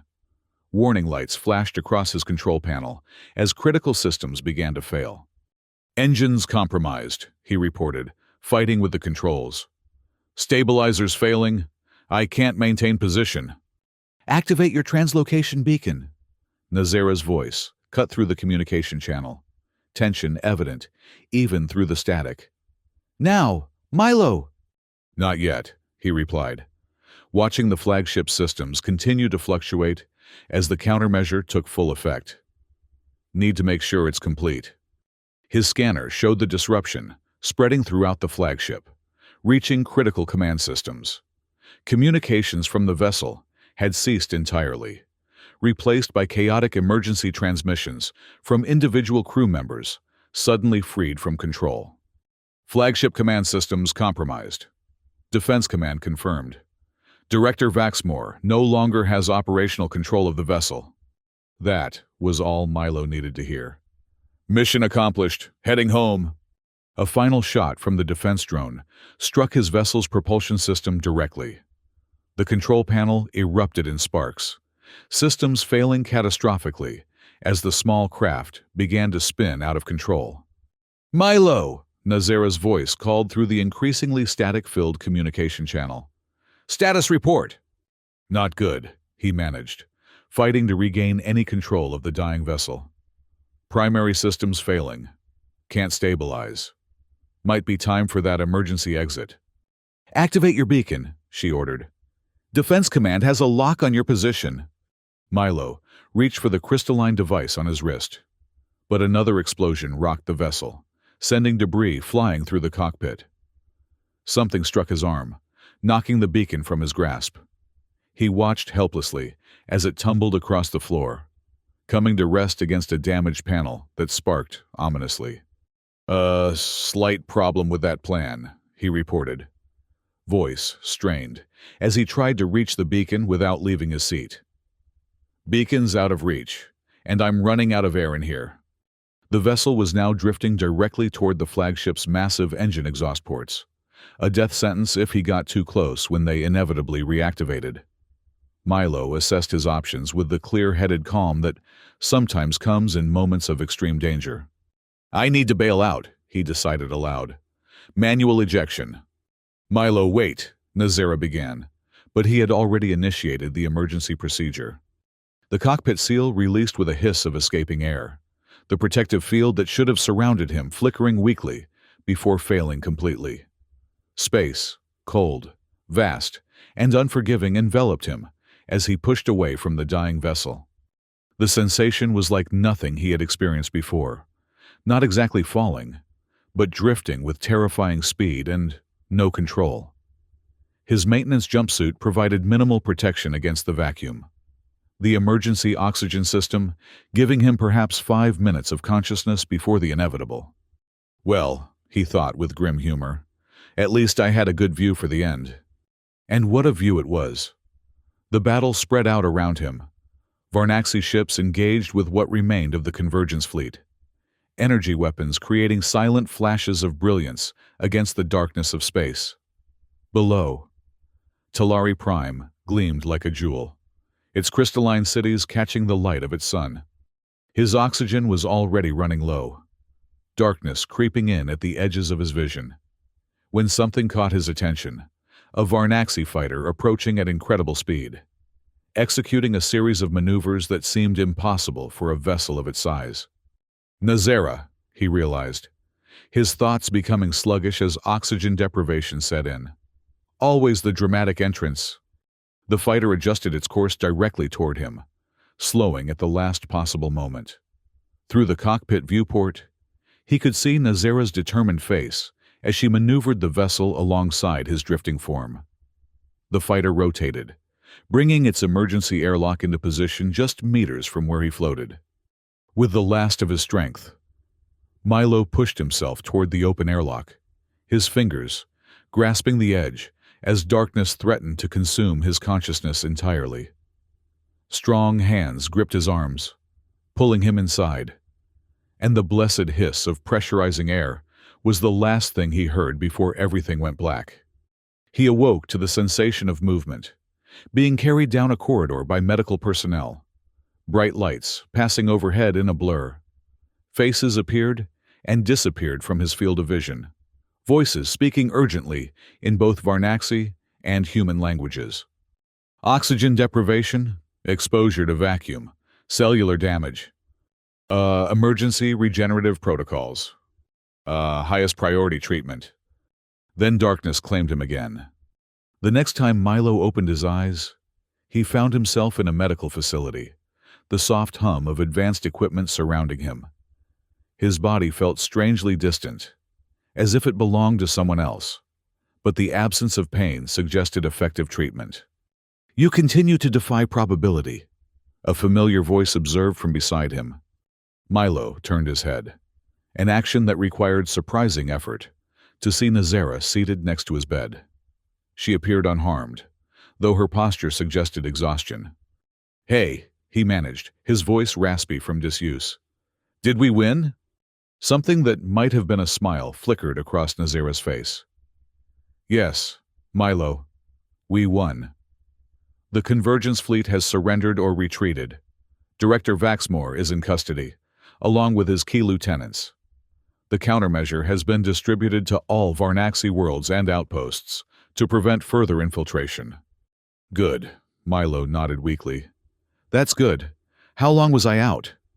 3 days, she replied. "Your exposure to space was significant. The medical team had concerns about your recovery. But here I am," he said, attempting a smile, "still defying probability." "Indeed." Nazera's expression became more serious.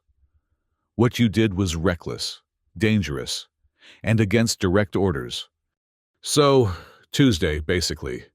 It was also," she continued, ignoring his attempt at humor, "instrumental in our victory. The collective owes you a debt that cannot easily be repaid." Milo managed a weak shrug. "Just doing my job. Well, not my actual job. My actual job was maintaining coolant systems on research stations, which I was pretty bad at, considering how things turned out. But you know what I mean." Nazera studied him for a moment, her violet eyes unreadable. "The Priarch has recovered enough to resume limited duties. His first official act was to offer you citizenship within the collective, an honor never before extended to a human." "Wow," Milo said, genuinely surprised. "That's unexpected. What did you tell him?" "That the decision was yours to make when you recovered," she replied. "There is also interest from your own government. Word of your actions has spread, and human authorities have requested your return for debriefing and, I believe the term they used was appropriate recognition. Medals and handshakes," Milo translated. "Followed by classified status and a lifetime of never being allowed to talk about any of this."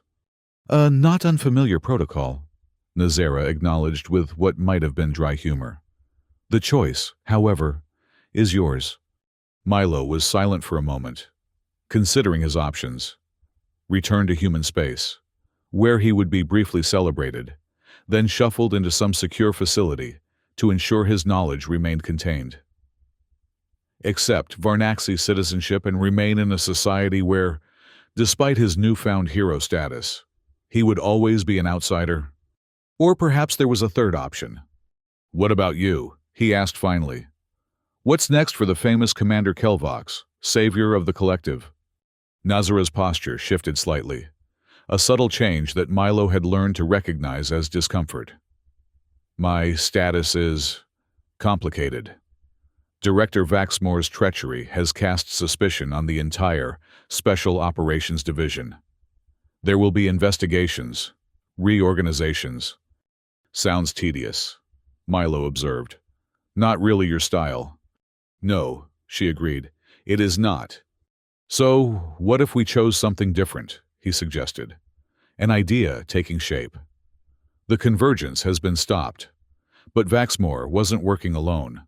There must be other cells, other leaders still out there." Interest sparked in Nazera's eyes.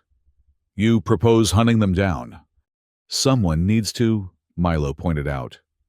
"Someone who knows what to look for, who understands the Whisperlight technology and how to counter it. Someone not tied to official channels that might still be compromised." "Someone like us," Nazera concluded, the concept clearly appealing to her. "Operating independently, beyond the reach of potentially compromised authorities." "Exactly.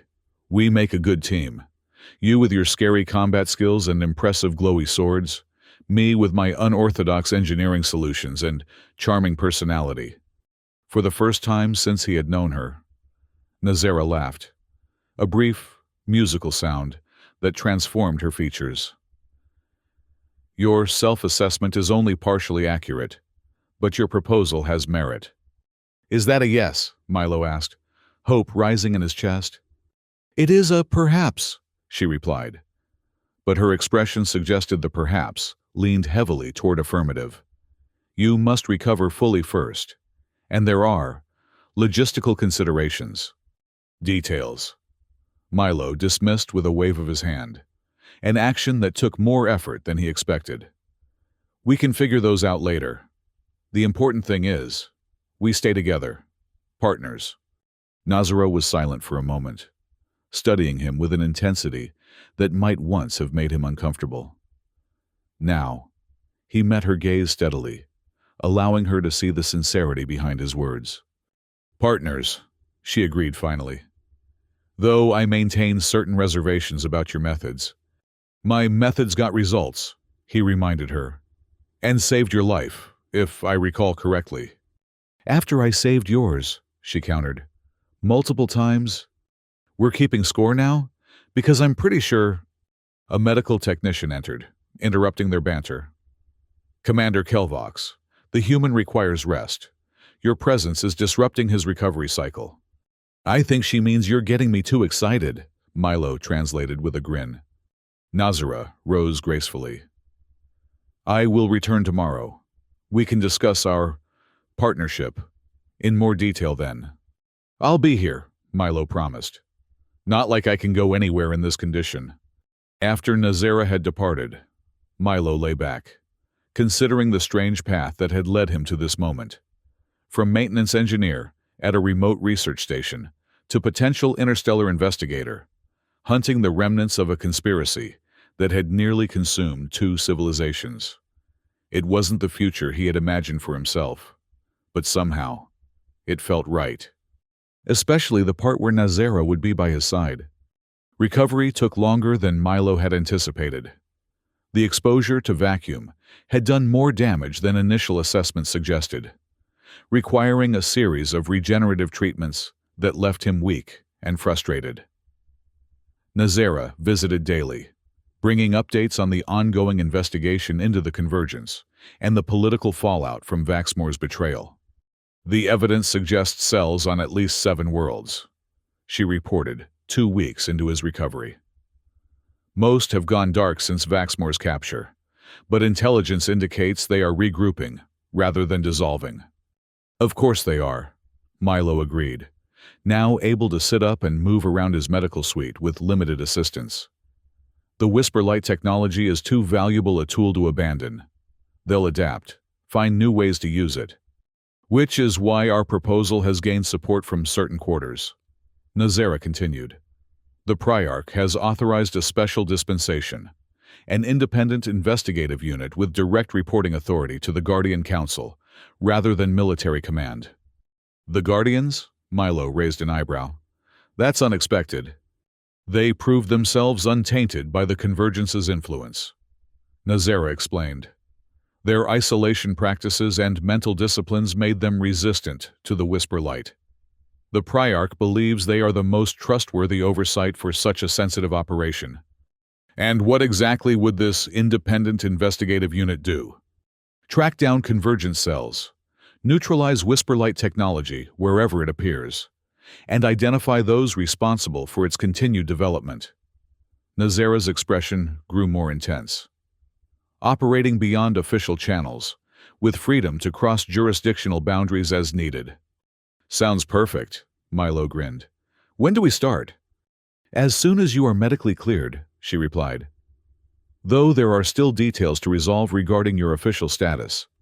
The Priarch's offer of citizenship stands, but it would place certain obligations upon you that might conflict with our mission. What about a special diplomatic status? Milo suggested. Not quite Varnaxi, not fully under human authority either. A unique designation for a unique situation. I will propose this to the Guardian Council. Nazara nodded. It has precedent in ancient protocols, from before formal relations with human worlds were established. The final week of Milo's recovery passed quickly, as preparations for their new mission took shape.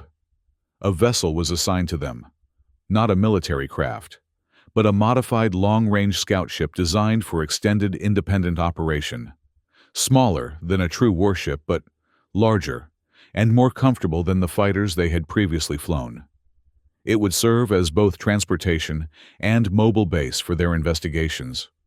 On the day of his release from medical care, Milo stood before a viewport in the orbital facility where he had been treated, watching Talari Prime rotate slowly below.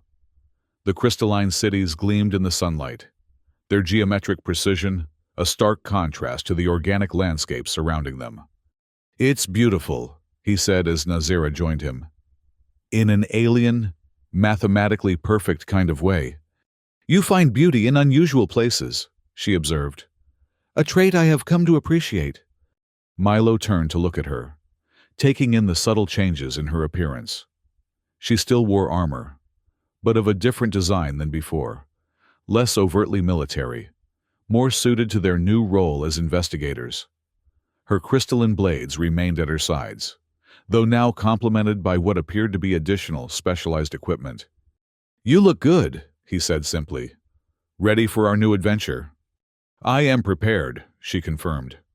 "Our vessel is docked and provisioned.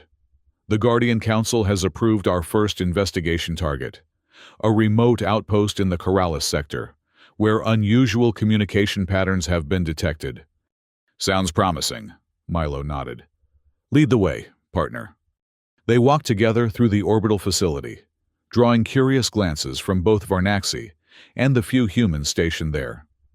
Word of their exploits had spread, creating a minor celebrity status that Nazira clearly found uncomfortable and Milo found amusing.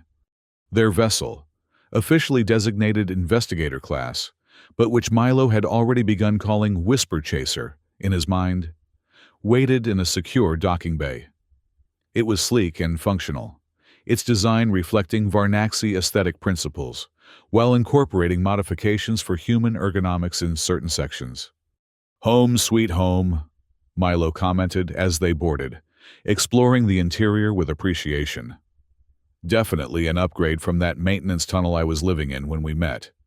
Your accommodations have been customized for human physiology," Nazira pointed out, indicating a section of the living quarters. "Though I recommend you familiarize yourself with Varnaxi design principles for the shared spaces." "I'm adaptable," Milo assured her. "Just don't be surprised if I make a few modifications of my own. Creative problem solving is kind of my thing, remember?" "How could I forget?" Nazira replied, with what Milo was now certain was the Varnaxi equivalent of dry humor. "Your creative problem-solving nearly resulted in your death on multiple occasions. But it worked every time," he countered with a grin. "And admit it, you'd be bored with a partner who always followed the rulebook." Rather than respond directly, Nazira moved to the command center of the vessel, activating systems with practiced efficiency. "We should depart within the hour. The Corrales sector is 3 days' journey at standard speed." Milo joined her, settling into the co-pilot's position that had been modified for human use. 3 days of just us, hurtling through space toward potential danger. Sounds perfect. As final departure clearances were received and the docking clamps released, Milo felt a sense of rightness settle over him. This wasn't the life he had planned. It was infinitely more interesting, more meaningful, and yes, more dangerous. But he wouldn't trade it for anything. Especially not the company. The vessel detached from the orbital facility, maneuvering away from Talari Prime with smooth precision under Nazira's guidance. As they aligned for the jump to faster-than-light travel, Milo glanced at his partner, the Varnaxi warrior, who had nearly killed him. Then saved his life. Then joined him in saving her world. "You know," he said conversationally, "when you pinned me down and I called you beautiful, I never imagined we'd end up here." Nazira's hands paused briefly on the controls, her violet eyes meeting his. Life seldom follows anticipated paths. That is what makes it worth experiencing. Couldn't have said it better myself, Milo agreed. Two unanticipated paths. Then, the stars stretched into lines of light around them as the vessel accelerated, carrying them away from Talari Prime and toward whatever awaited in the distant Corrales sector. Whatever dangers they would face, whatever mysteries they would unravel, they would face them together, the unlikely partnership that had already defied death and saved a world. And somewhere out there, the masterminds behind the convergence waited, unaware that the human engineer and the Varnaxi warrior were coming for them, bringing with them the most powerful weapon of all, the freedom to choose their own destiny. By the way, Milo said as they settled into faster-than-light travel, I've been thinking about ship names. How do you feel about Whisper Chaser? Nazera's expression suggested profound skepticism. That is not an appropriate designation for an official investigative vessel. Just think about it, he pressed. It's thematically appropriate, easy to remember, and has a certain dramatic flair. I will consider it, she replied in a tone that suggested she absolutely would not. Milo grinned, settling back in his seat. The stars streaked by outside, carrying them toward their next adventure. Whatever happened next, he was exactly where he wanted to be. And so, it seemed, was she.